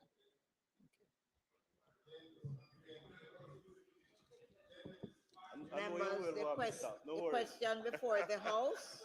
Okay, a lot of daggers, eh? Thank you, Madam Speaker. No, the question before the House Yes, is sorry. that the member be given an additional 15 minutes to complete his presentation. Those in favor? Those against? The ayes have it. Thank you, Madam Speaker. Madam Speaker, what I was saying was that we could establish these hot water treatment facilities at the points of export. And we could recover the fees, Madam Speaker, recover the charge by charging fees, we could recover the cost for the equipment and maintenance of the facility. And this is no different, Madam Speaker, from what we do with yams. So it is something that we have done before, and it's something that we can continue to do, and we can do for mango, because mango has tremendous potential for this country. Madam Speaker, let us examine exports. Madam Speaker, while our food exports grew by 1.88%, a very marginal 1.88% in 2022, moving from US 268 million in 2021 to US 273 million in 2022, there are concerns which must be addressed. In 2022, Madam Speaker, the ratio between imports and exports rose to 5-1. That is, while we spend $5 on imports, we only earn $1 from exports. This widening gap in the ratio between imports and exports, Madam Speaker, has not been seen for over a dozen years, 2011 to 2022. And it is of dire concern, Madam Speaker. Over these 12 years research, Madam Speaker, the range had a low of 3.6 to 1 recorded in 2012 and a high of 4.7 to 1 in 2019. Madam Speaker, if we are not careful, we will run a risk of a deepening negative balance of visible trade. Let us put it into perspective. how threatening the underperformance in both the export and import activities in the food category can be to the economy. Madam Speaker, Jamaica's trade deficit in 2022 was negative $5.829 billion, the highest recorded over the last 5 years researched. In that same year, the ratio between food imports and food exports recorded the highest differential over the last 12 years, as I said earlier. Interestingly, Madam Speaker, listen to this. The, the record food import value of US $1.4 billion last year was equivalent to our total exports, that is all categories within the export value leaving Jamaica in 2021. So in 2021, overall, we exported 1.4 billion US dollars worth of goods. That includes bauxite, that includes alumina, that includes limestone, that includes many other things. And the food import category, the food import bill for 2022 wiped out every single gain that we made from our overall exports. That is alarming, Madam Speaker. I need the minister to not get carried away with the marginal 1.83% growth in the value of food exports because of some worrying signs that we have detected. Yams, Madam Speaker, yams recorded a decrease for the first time in over 12 years, falling from US 36 million in 2021 to US 34 million in 2022, a decrease of 4.1%. I never dreamed that I'd ever see the day when we had a decrease in the imports of yam in any given year. This was alarming when I saw it because the trajectory has always been that yam is always increasing.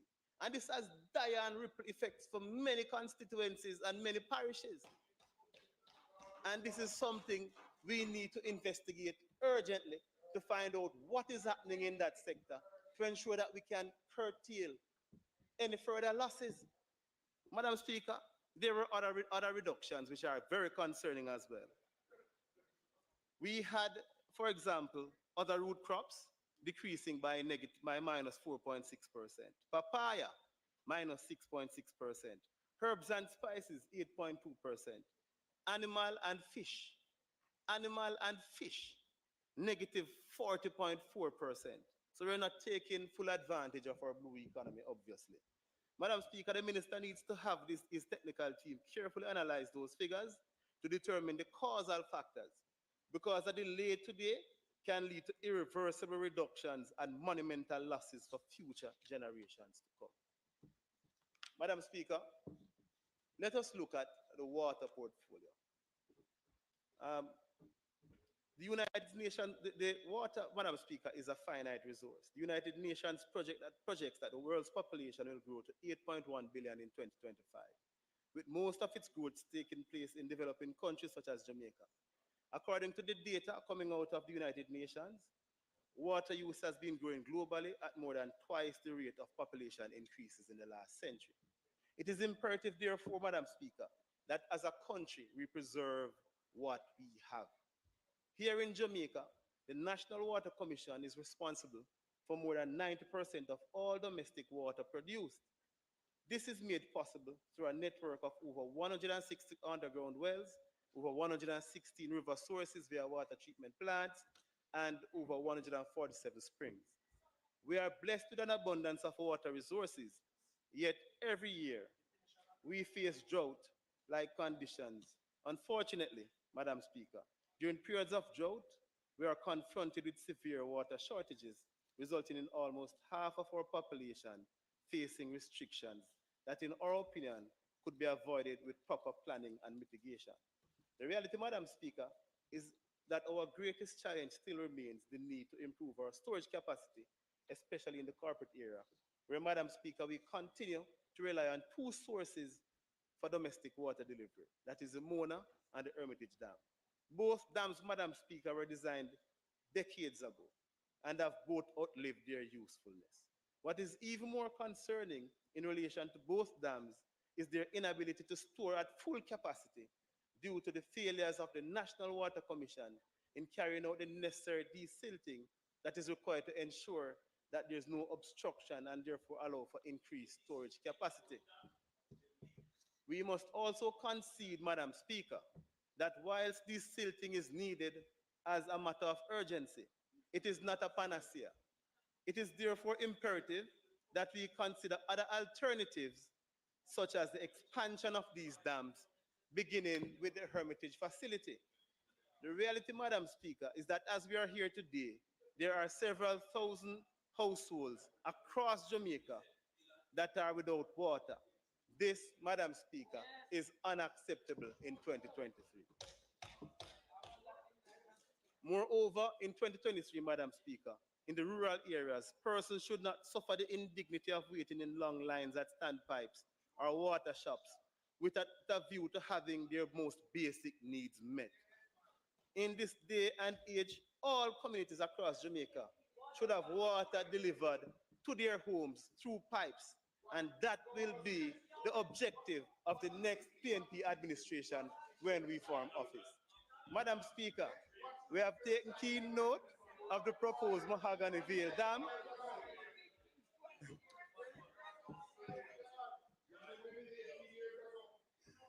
Madam, Madam Speaker, You are taking away the time from the speaker.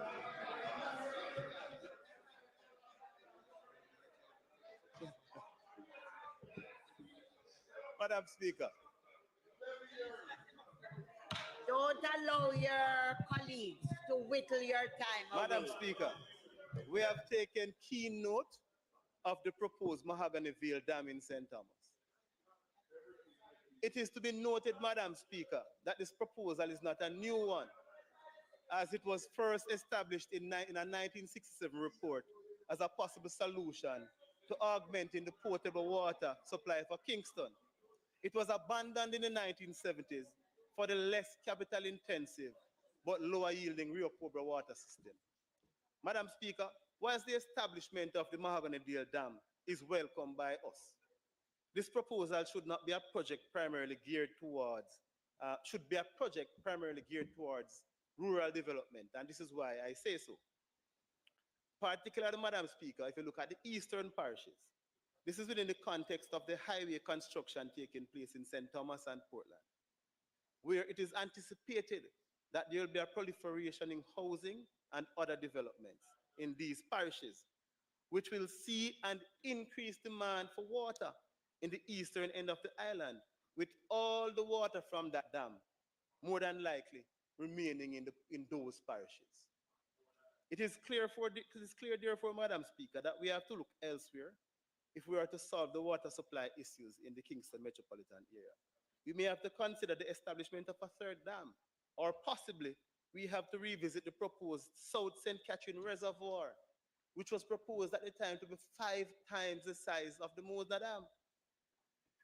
This proposal, Madam Speaker, was devised in the 1980s by Joseph Adler, a civil engineer from Israel, and his local professional counterpart, Stanley Rampier. The South St. Catherine Reservoir would have had a capacity of 32 million cubic meters and be able to store up to 60 million cubic meters of water annually. The source of the water for the reservoir would have come from the Rio Cobre, assessed at the time to have been 176 million cubic meters of water on an average year, most of which was being lost to the sea and is still being lost to the sea. This proposed reservoir is more important today than it was 30 years ago, as we have seen the rocket-like trajectory in the development of St. Catherine, Portmore, and the surrounding communities. And we are now faced with the proposed development of the Bernard Lodge as a modern city. Madam Speaker, time come for us to free ourselves from many of the preventable and recurrent effects that accompany our dry seasons. We have been told by experts both locally and internationally that Jamaica possesses enough water to meet and exceed its domestic consumption needs. Why then do we need to continue to be starved of the precious resources in the land of wood and water? The Water Resources Authority, in its Water Resources Master Plan, has identified exactly where there are water resources available for development. The island has been divided, Madam Speaker, into 10 hydrologic basins and a thorough evaluation has been conducted of all the water available in those basins across the island.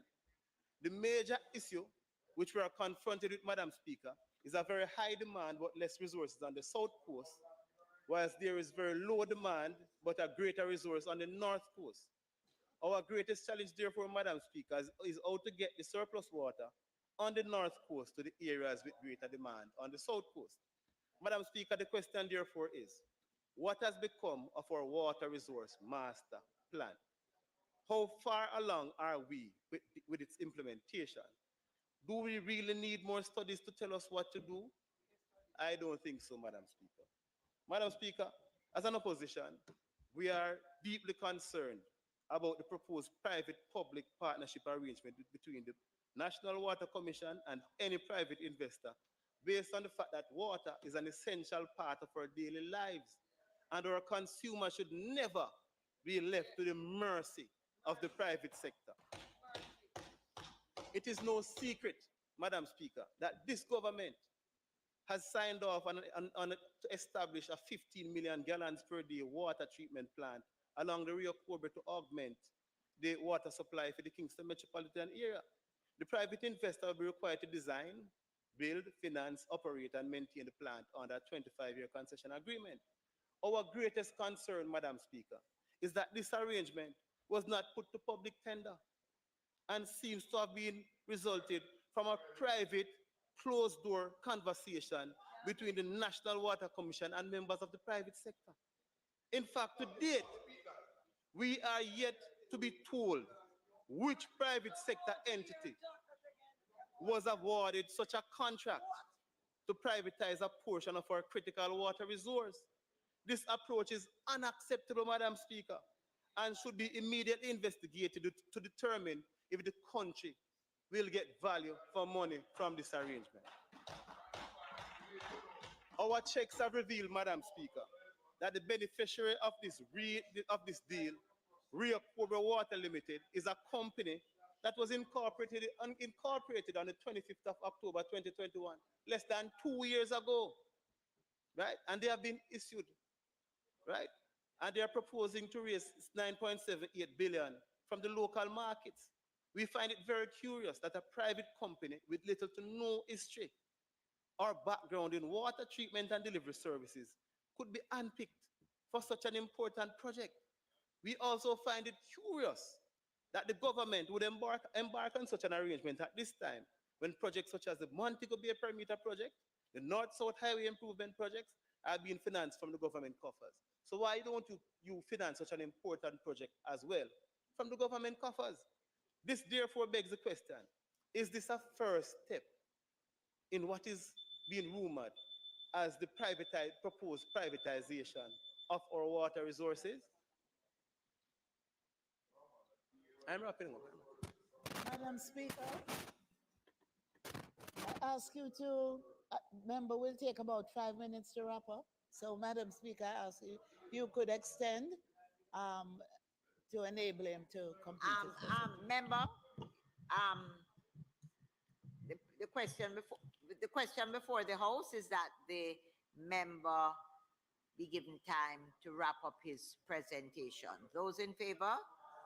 Those against? Member, you have the time to wrap up your presentation. Thank you, Madam Speaker, and I won't be long. It therefore begs the question, is this a first step in what is rumored to be the proposed privatization of our water resources? We would hope not, Madam Speaker.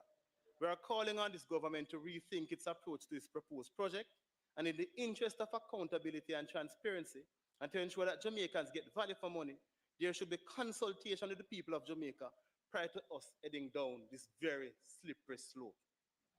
Madam Speaker, the time for action, in closing, the time for action is quickly slipping away. We need to better protect our agriculture and water resources. We need to stop pussyfooting around and start putting plan to action. If we delay, Madam Speaker. Hold a minute. Hold on. Will you allow me? I am sure I did not hear what I hear. And if indeed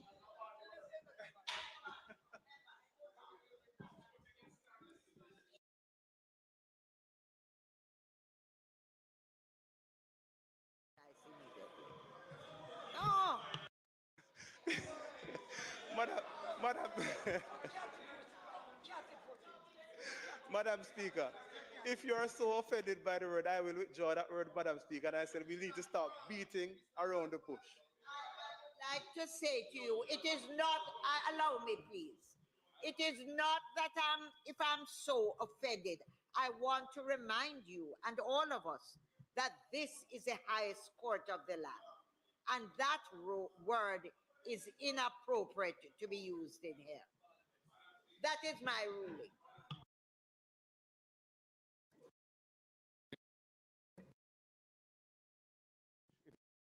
Term, it is not obscene. It is defined as meaning act in a cautious or non-committal way. That's what it means. So to ask him to withdraw a word that is plain English, which is in no way offensive or derogatory, seems very inappropriate to me. You know, member, I'm only going to say that that is my ruling, but may I remind you in case your memory is very short, there are words that have been used in this parliament. I'm speaking. There are words that have been used in this parliament and recently where we have had the correct meaning given to us as members of parliament. And we have still, as members of parliament, found it offensive. I am saying, I dare you, leader of the opposition, to go into any court and speak to any judge about pussyfooting around. I dare you. Madam Speaker, were he counseling a court speaking to a judge, I think to say to the judge that you are pussyfooting around would be an inappropriate thing to say, without a doubt. But he was making a general comment that we need to stop pussyfooting around and get to action to solve the problem of the serious issues we have with water. And to say that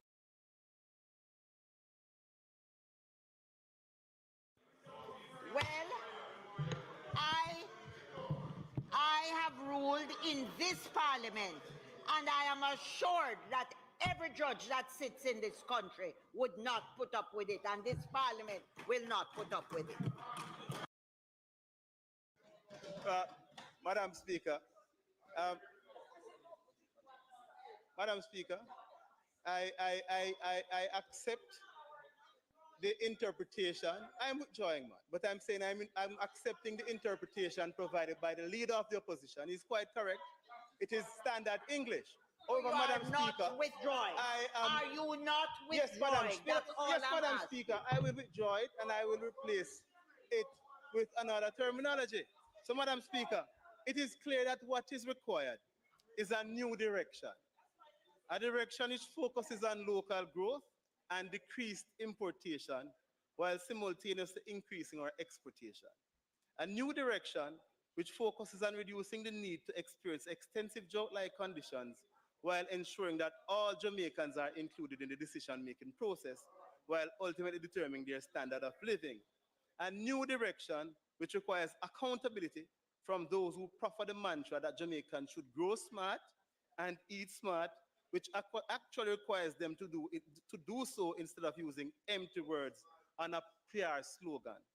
A new direction where Jamaica can actually grow and eat smart as opposed to being sold and imported food, which is being sold to them as locally grown food.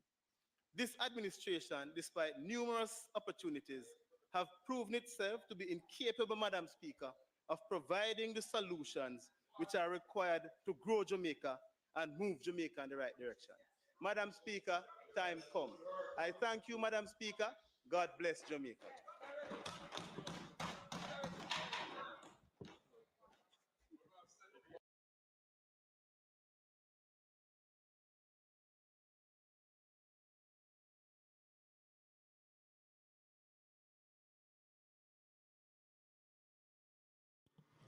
Members, I want to, I know the House Leader will thank the presenter.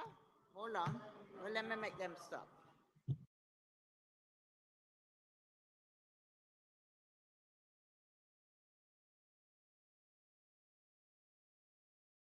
Please, members, I feel this evening moved and feel very strongly about it as the Speaker of this House, which is the highest court of Parliament, that we all stand in here and talk about setting standards for young people and the behavior and what should take place.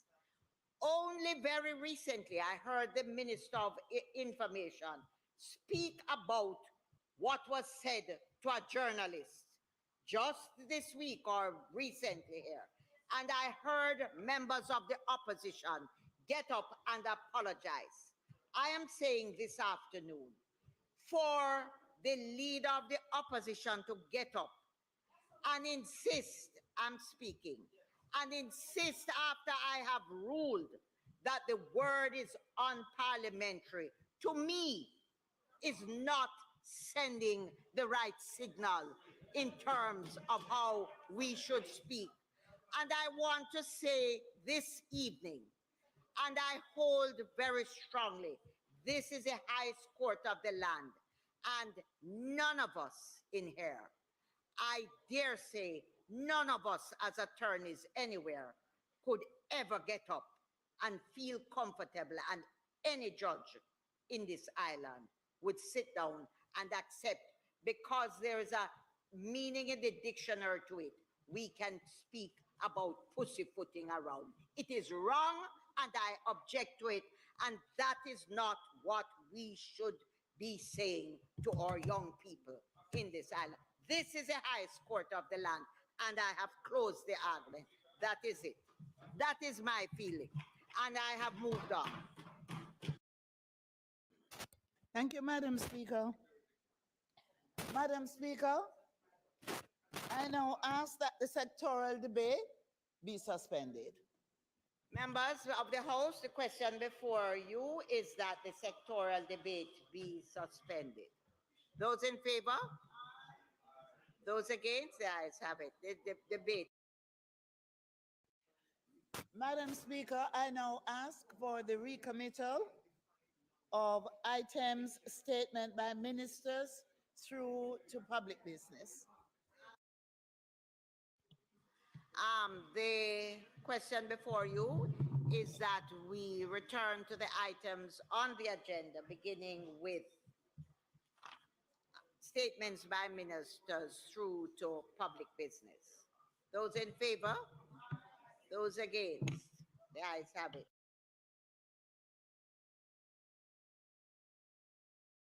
Statements by ministers.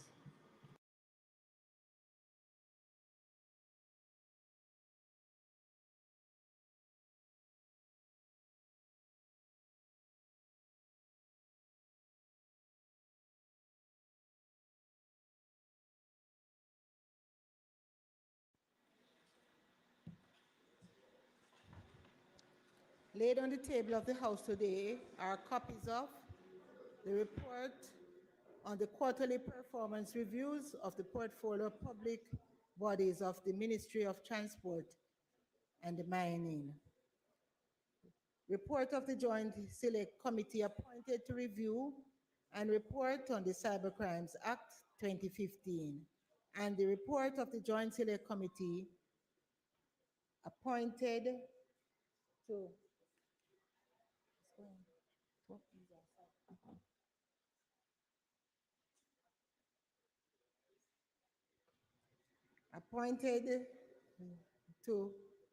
report policy.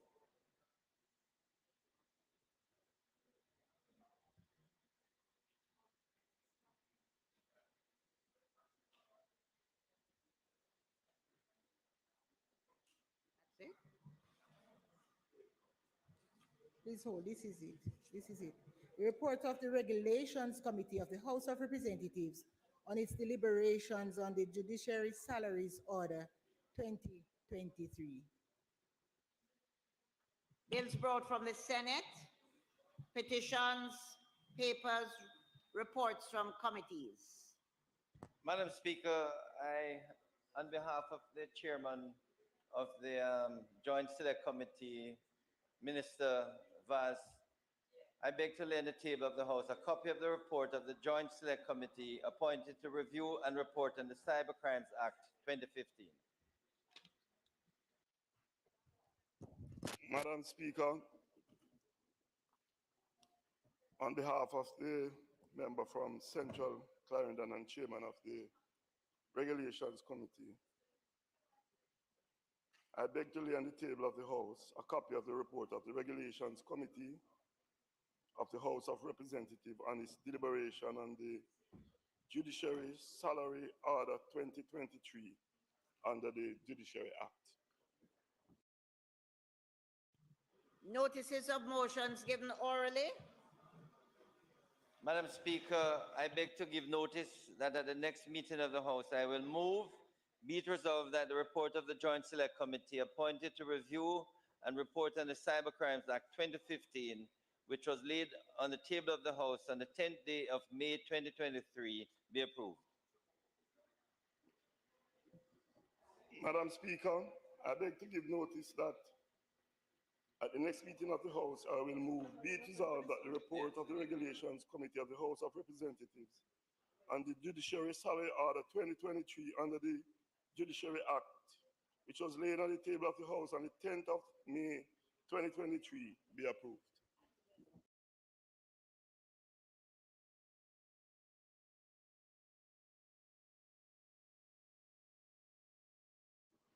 And Madam Speaker, I further beg to give notice that at a later stage today, I will move for the suspension of the standing orders to enable me to take this motion.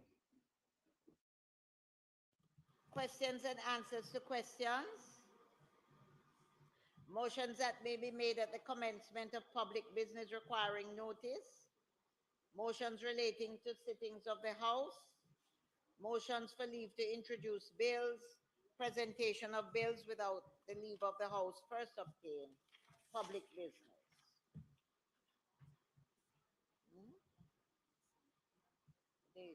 The second one from the problem. Madam Speaker, I've been asked today.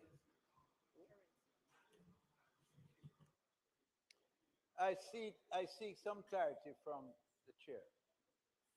Madam Speaker, yesterday we had a lengthy discussion and I enunciated all the various elements that comprise the minimum wage resolutions dealing with the minimum wage requirements of the country, effective June 1. So at this point, Madam Speaker, I do recall that you ruled that the process had been completed.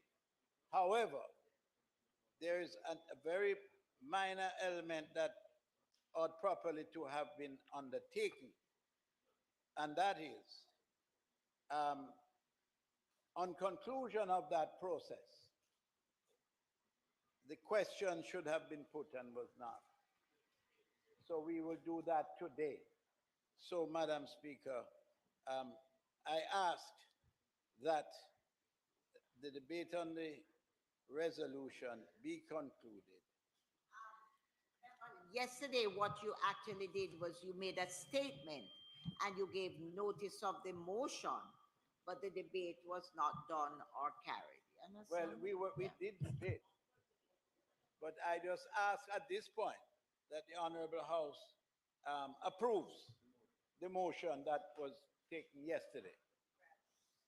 Members, the question before the House is that the motion carried by the Minister on the National Minimum Wage Amendment Order 2023 resolution and the Minimum Wage Industrial Security Guards Amendment Order 2023 resolution, which was done yesterday, be now approved. Those in favor? Aye. Those against? The ayes have it. It's been approved. Good.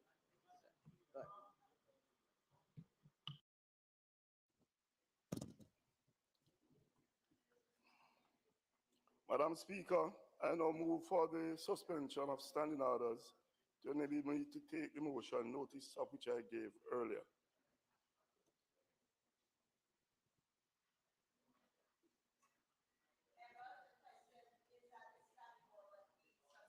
pending to enable the member to take the motion, notice of which was given earlier. Those in favor? Those against? The ayes have it. Member.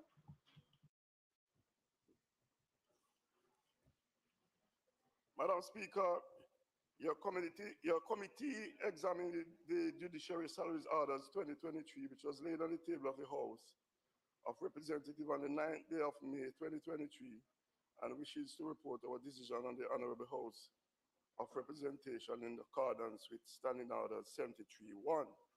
Your committee found that the Judiciary Salaries Order 2023 seeks to increase the rate of salary specified in subsection 1 of Section 4 of the Judiciary Act in relation to the offices specified in that subsection in accordance with the rates specified in the schedule found in the order. Your committee, Madam Speaker, having taken into consideration all the matters, has no objection to the regulation, and I now ask that the motion be approved. What's the question before the House is that the motion be approved. Those in favor?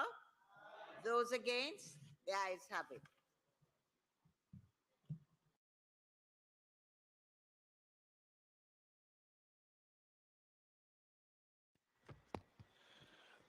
Madam Speaker, I rise to introduce the bill and act to establish a body to be called National Compliance and Regulatory Authority to regulate processes and practices connected with the manufacture, production, processing, and treatment of commodities for which a compulsory standard specification or a technical regulation has been declared, and for connected matters cited as the National Compliance and Regulatory Authority Act 2023.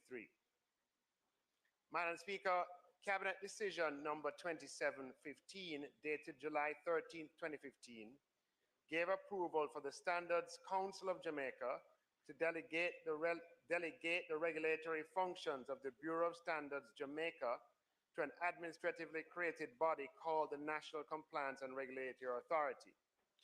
The rationale for this separation of the regulatory function from the Bureau was that the combination of the Bureau's responsibilities for setting and regulating standards hinders the effective implementation of the World Trade Organization technical barriers to trade agreement,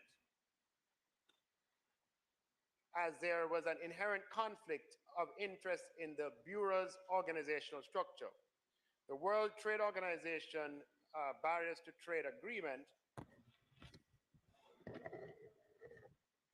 The World Trade Organization barriers to trade. No, wrong place.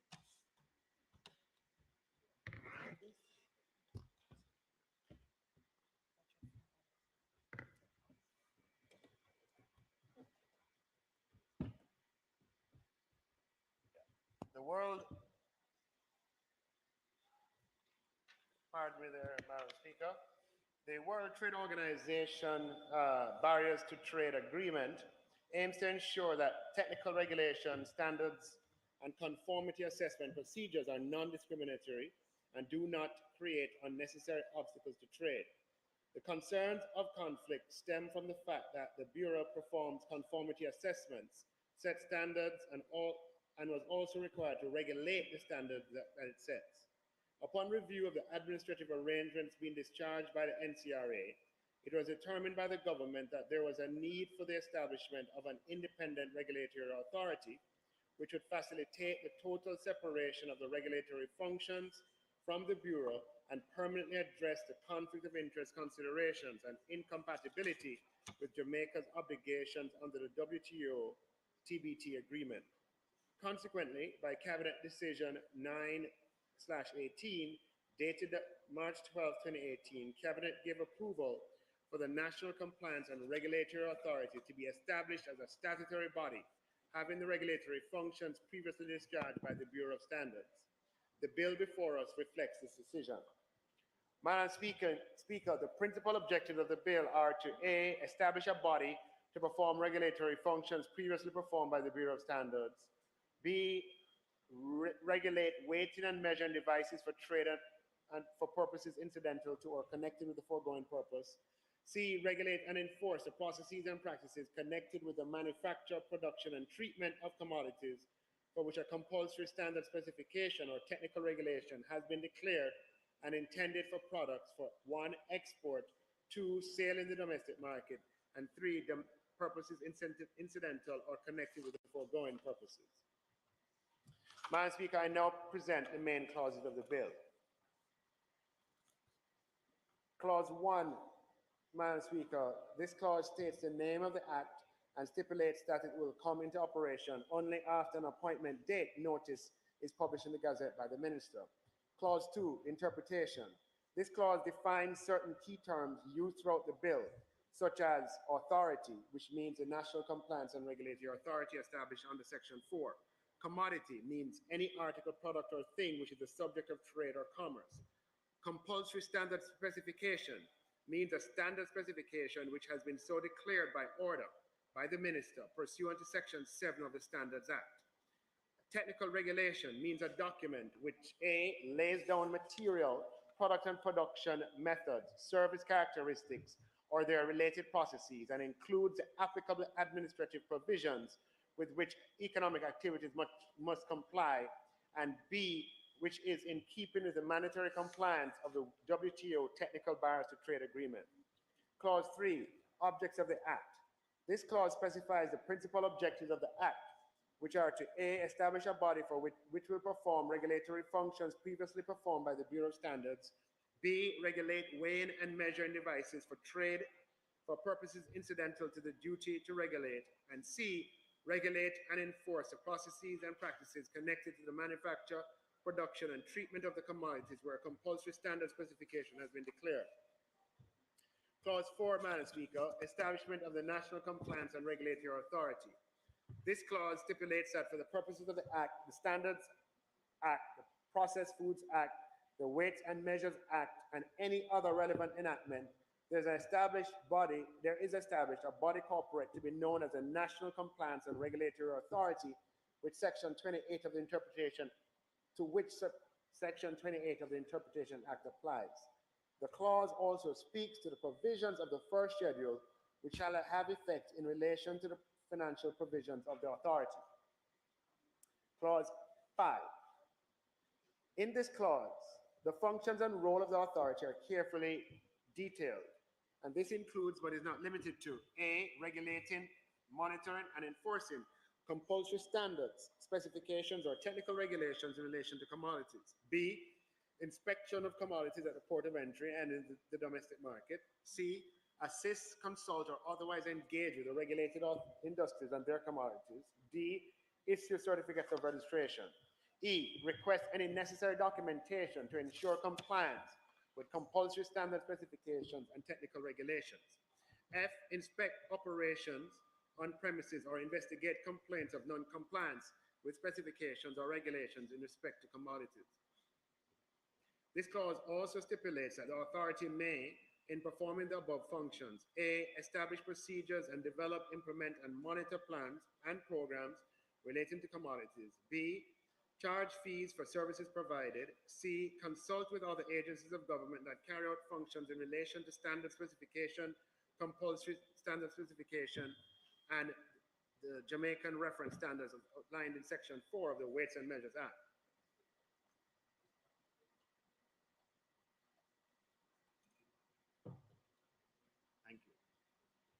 D, do such other things as may be expedient or necessary for the proper performance of the authority's functions under this Act or under any other relevant enactment. Clause 6, establishment of the Board of Directors. This clause establishes a Board of Directors of the authority. This clause also gives effect to the provisions within the second schedule as it relates to the constitution and procedures of the board. Clause 7, functions of the board. This clause identifies the responsibilities of the board as it relates to the policy, strategic direction, and governance of the authority. The clause also identifies the specific role of the board in exercise of their functions, which include but are not limited to A, monitoring the administrative operations of authority, B, advising the minister on matters of general policy as it relates to the management, development, and encouragement of an efficient regulated commodities industry. C, ensure management and receipt of funds allocated to the authority. And D, do all of the other things as the board reasonably deem necessary in carrying out the functions of the board. Clause 8. The clause establishes the premise for the minister to give general directions as to the policy to be followed by the board in the performance of their functions. Clause 9. This clause provides that the board shall appoint a chief executive officer. The clause also outlines the minimum requirements for the selection of the CEO, which includes possessing the requisite skills and knowledge, the ability to exercise competence and diligence, appears to be a person of integrity, and has not been convicted of an offense. Clause 10. This clause provides for the responsibilities of the CEO, which includes A, the properly carrying out of this act and any day-to-day management of the authority. B, overall planning, coordination, and organizing of the activities of the authority. C, development of programs and performance targets for the approval of the board. D, preparation and submission of the strategic, corporate, and other plans for the board's approval. E, the performance of such other functions as are conferred by the board or under this act or any other enactment. Clause 11. This clause provides for the appointment of officers and employees. The clause stipulates that for the purpose of carrying out the provisions of this act, the CEO, after consultation and with the approval of the board, may appoint and employ to any office in the authority such other officers and employees at such remuneration and on such terms and conditions as the authority considers necessary. Additionally, this clause also makes it mandatory for the chief executive officer to consult with and receive the approval of the board in establishing the qualifications for the various offices within the authority. Clause 12. This clause provides that the authority will be able to enter into arrangements in respect of the above-mentioned schemes and make regulations in relation to the same for the benefit of its officers and employees. Such arrangements may include provisions for the grant of benefits to the dependents of the legal personal representatives of such officers and employees. Clause 13. This clause states that the requirement for every person who obtains information related to the functions of the authority to regard and deal with such as secret and confidential. This clause extends this obligation of secrecy to any individual to whom information relating to the authority is conveyed. Further, this clause sets out the policy if found in contravention with this obligation of secrecy. Clause 14. This clause protects any employee of the authority or member of the board from any action or suit for anything done in good faith in the execution of this act. Clause 15. This clause allows for the appointment of inspectors by the authority for the efficient discharge of the functions conferred or imposed on inspectors by the act. It further requires the issuance of a certificate of appointment and an identification card to each inspector and for a notice of appointment to be published in the Gazette. Clause 16. This clause stipulates the functions of each inspector, which includes but are not limited to A, entering and inspecting premises, B, establish and maintaining records for such matters as may be specified by the authority, C, report generally to the authority, D, perform any other function that may be prescribed or may be authorized by the authority under the Act or any other relevant enactment, E, provide guidance pertaining to the manufacturing or processing of commodities.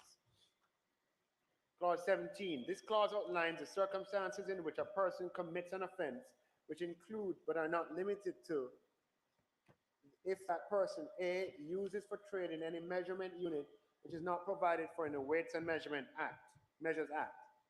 B, uses the carat metric except unless traded in pearls or special stones. Uses the ounce troy metric except unless traded in articles made of gold, silver, or other precious metals.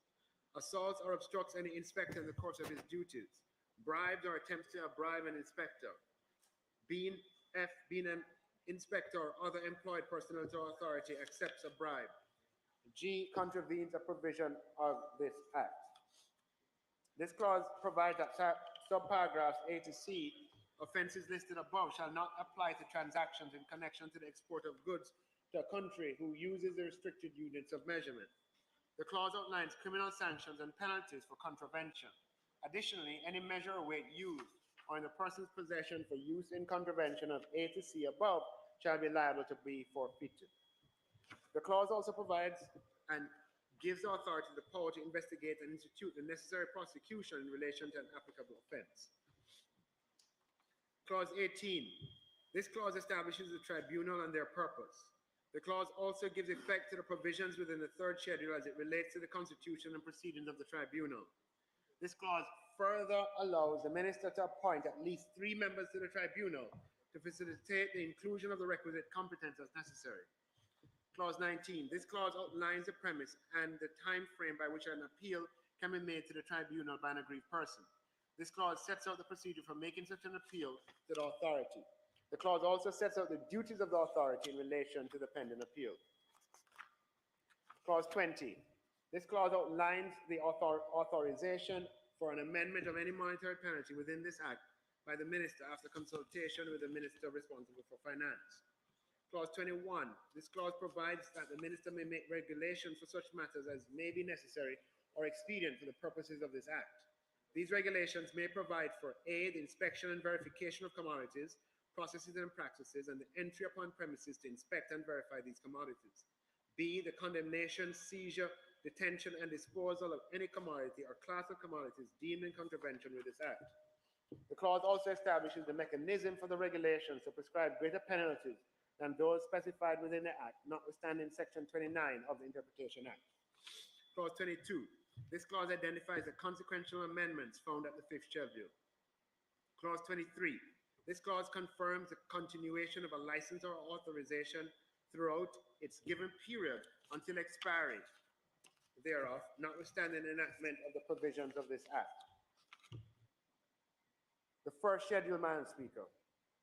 This schedule lists the fund and resources of the authority as referred to in Section 4 of the bill, which consists of A, such sums to be placed at the disposal of the authority by Parliament; B, all other sums and other property which becomes payable or is vested in the authority through or by which the authority is to function.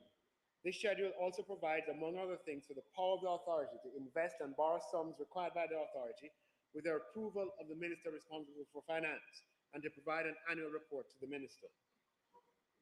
The second schedule. Madam Speaker, yes, still Madam.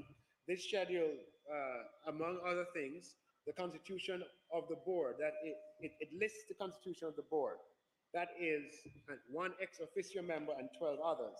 It provides for the appointment of the board of directors, a chairman, a deputy chairman, and outlines the tenure of office.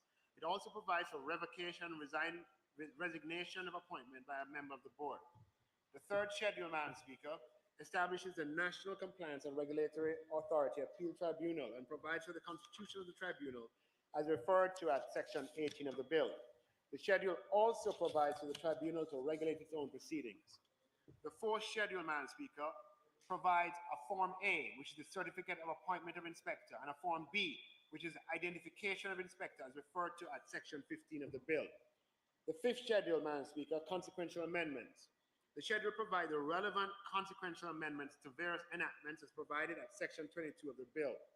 This includes the Processed Foods Act, the Standards Act, the Weights and Measures Act, the Bureau of Standards Additional Functions Regulations, the Processed Food Establishment Regulations 1959, the Customs Prohibition of Importation of Goods Order 1991, the Public Health Food Handling Regulations 1998, and the Public Health Tobacco Control Regulations 2013. The amendments mainly address the recognition of the NCRA as opposed to the role of the Bureau of Standards. Madam Speaker, the Memorandum of Objects and Reasons stipulates the key objectives of this act. Madam Speaker, this bill was originally tabled in the Senate by the Minister responsible for Industry and Commerce, and I now invite members of this honorable House to support the passage of this bill. Thank you, Madam Speaker. Madam Speaker, the member who would normally respond and who has portfolio responsibility is not here. But it is my understanding that the debate in the other place was quite thorough.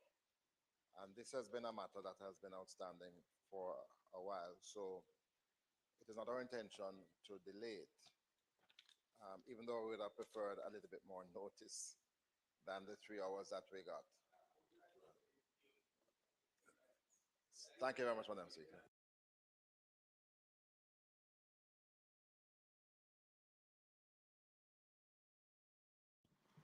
Madam Speaker, I ask for a second reading of the act, of the bill.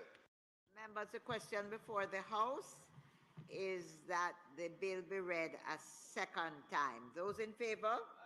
Those against? The ayes have it. Go ahead. Read it. A bill entitled An Act to Establish a Body to be called the National Compliance and Regulatory Authority to regulate the processes and practices connected with the manufacture, production, processing, and treatment of commodities for which a compulsory standard specification or a technical regulation has been declared, and for connected matters read a second time. Members, the House will now resolve itself into a committee of the whole House to consider the bill clause by clause. Members of the House, thank you. Those of you who have stayed and waited, let me use my position as the Speaker to welcome the CEO and Mr. Lenworth Clark of the Bureau of Standards, who are here with us to make sure that we go through properly. I just want to commend them. There are people that you're afraid of, but they are very courteous and very thorough with what they have. And it's good to have you both here with us. All right, members, so I put clause 1. Those in favor? Madam Speaker, may I suggest, Madam Chairman, the amendments have been circulated. Could we adopt the amendments and then put the bill in its entirety? Yes. Thank you very much. Members, it is the wish of the House that the amendment, which is the 5th schedule, which has been circulated, be adopted by us. Those in favor? Those against? The ayes have it. Therefore, I will put the clauses 1 to 23. That's it. Those in favor? Aye. Those against? I put the 5 minutes. title and the enacting clause. Those in favor? Those against? And we have adopted the amendment, which is the 5th schedule that was circulated. So the question, therefore, Madam Speaker, put the first, second, third, fourth, and fifth fifth schedule. schedule together. Therefore, members, I put the first, second, third, and fourth, and fifth schedule. Those in favor? Aye. Those against? The ayes have it. The question, therefore, is that I do report the bill as having passed committee stage with one amendment. Those in favor? Those against? The ayes have it. Madam Speaker, I now ask for a third reading of the bill.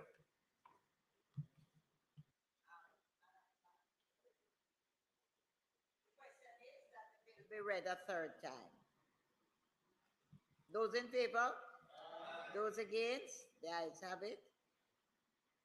A bill entitled An Act to Establish a Body to be called the National Compliance and Regulatory Authority to regulate the processes and practices connected with the manufacture, production, processing, and treatment of commodities for which a compulsory standard specification or a technical regulation has been declared, and for connected matters read a third time and passed.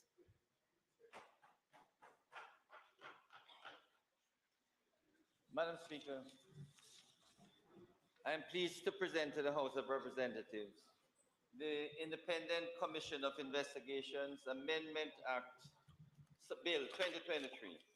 Madam Speaker, the bill will address legal and practical concerns for the Independent Commission of Investigations, the Commission, as well as indemnify and validate certain actions done in good faith by the Commission, the Commissioner, and employees of the Commission.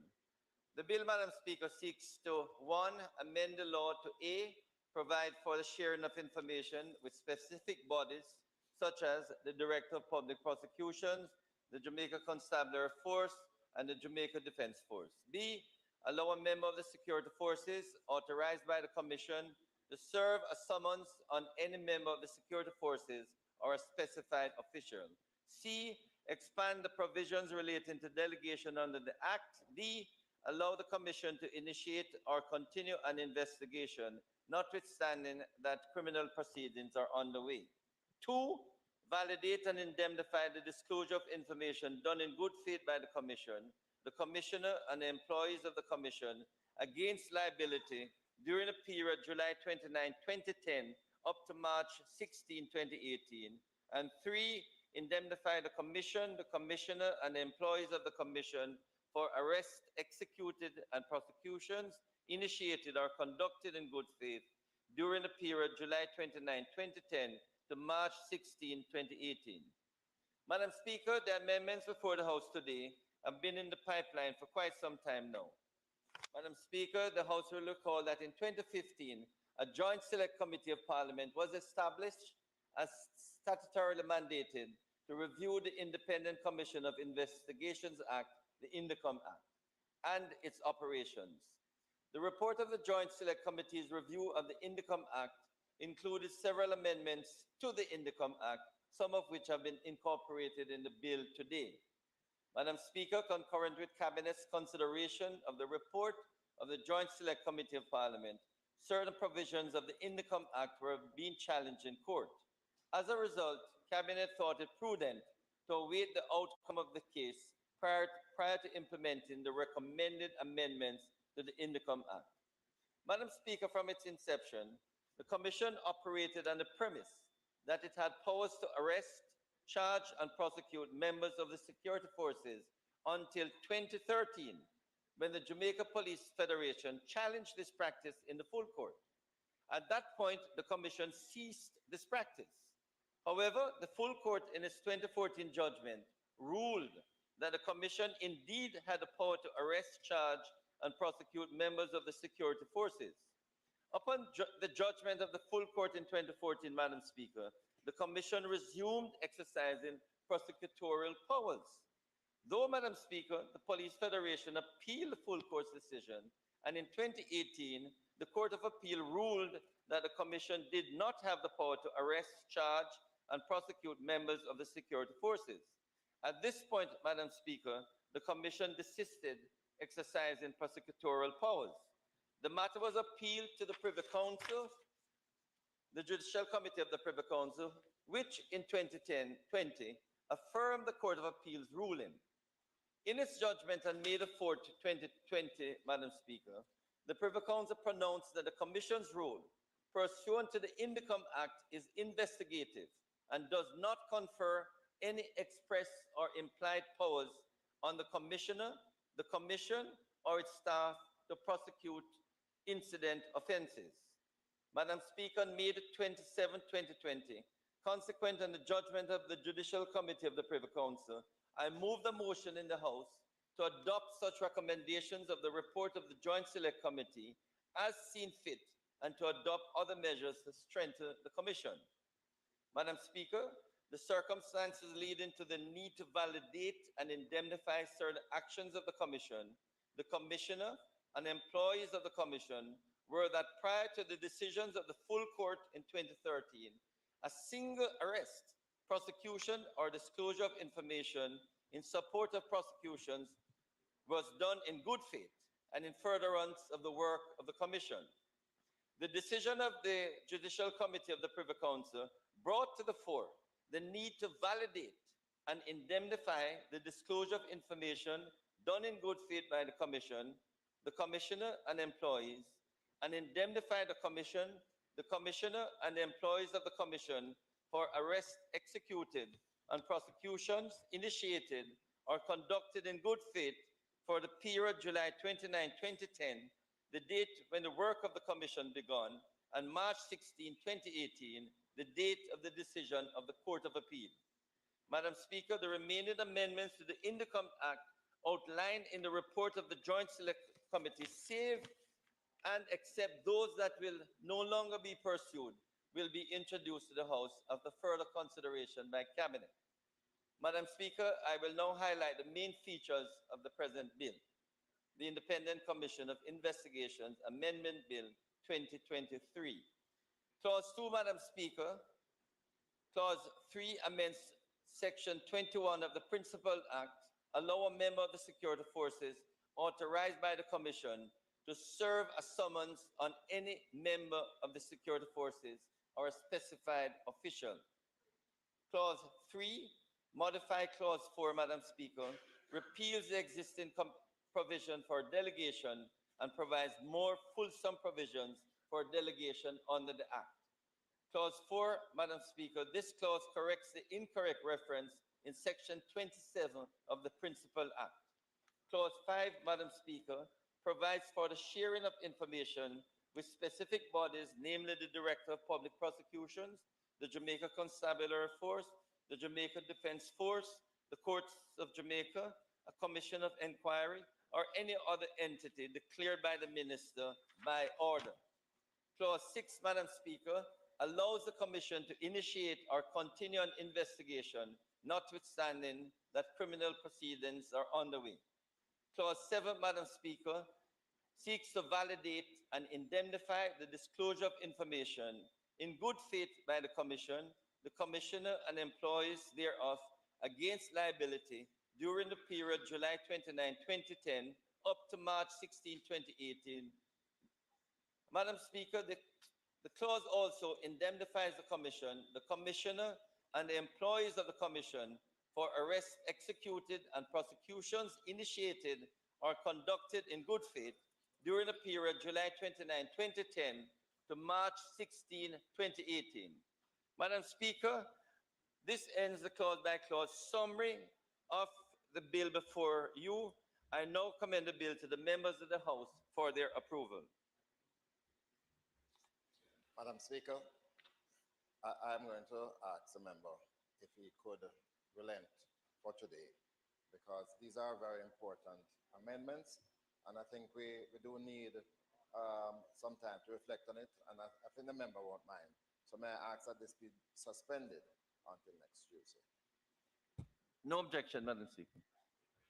The question therefore before the House is that the bill that is before us be suspended, debate on the bill be suspended until next week when members have a chance to read and make their own submissions to the amendments that there are. Those in favor?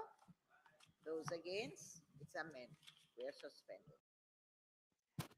Thank you, Madam Speaker. It is not intended for us to do any further business today.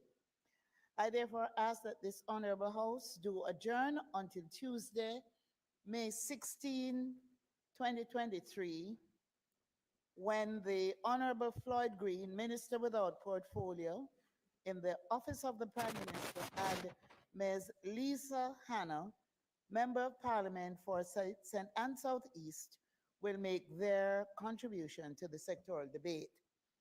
Further, Madam Speaker, we will also meet on the following day, Wednesday, May 17, when we will receive sectoral debate presentations from the Honorable Robert Nestor Morgan, Minister without portfolio in the Office of the Prime Minister, and Mrs. Natalie Nita Garvey, Member of Parliament for St. Catherine North Central. Thank you, Madam Speaker.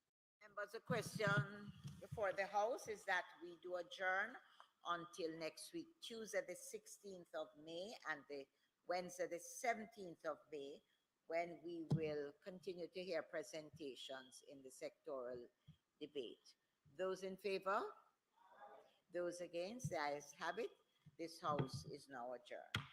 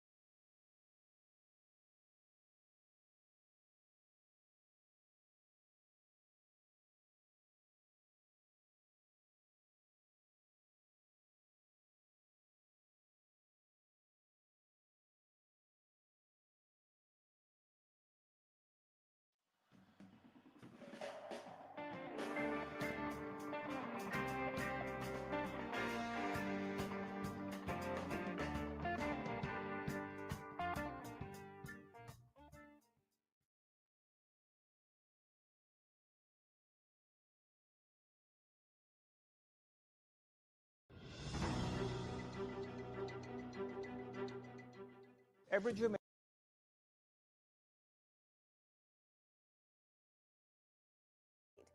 based on the standing orders, those are the rules governing the Houses of Parliament. Members entitled to speak during these debates are any minister and any member of the opposition selected by the leader of the opposition. It should be noted that the agenda can be adjusted with items being added, removed, or replaced. If you are planning to attend a session, here are some rules to keep in mind. No visitor shall create any act of disorder within the precincts of the House.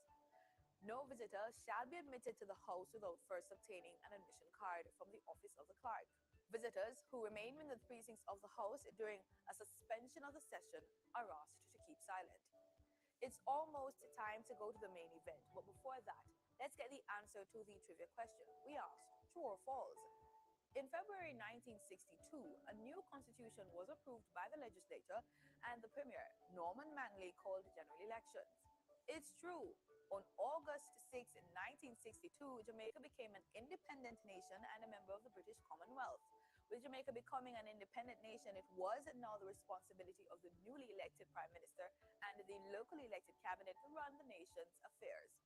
Independence also meant that a constitution, symbols, emblems, an army, Jamaican currency, and passports had to be developed for the country.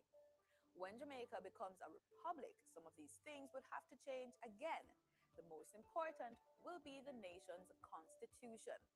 Prime Minister Andrew Holness has instructed his administration to move ahead in abolishing the country's constitutional monarchy, the final move in erasing the island's nation's formal connection to Britain.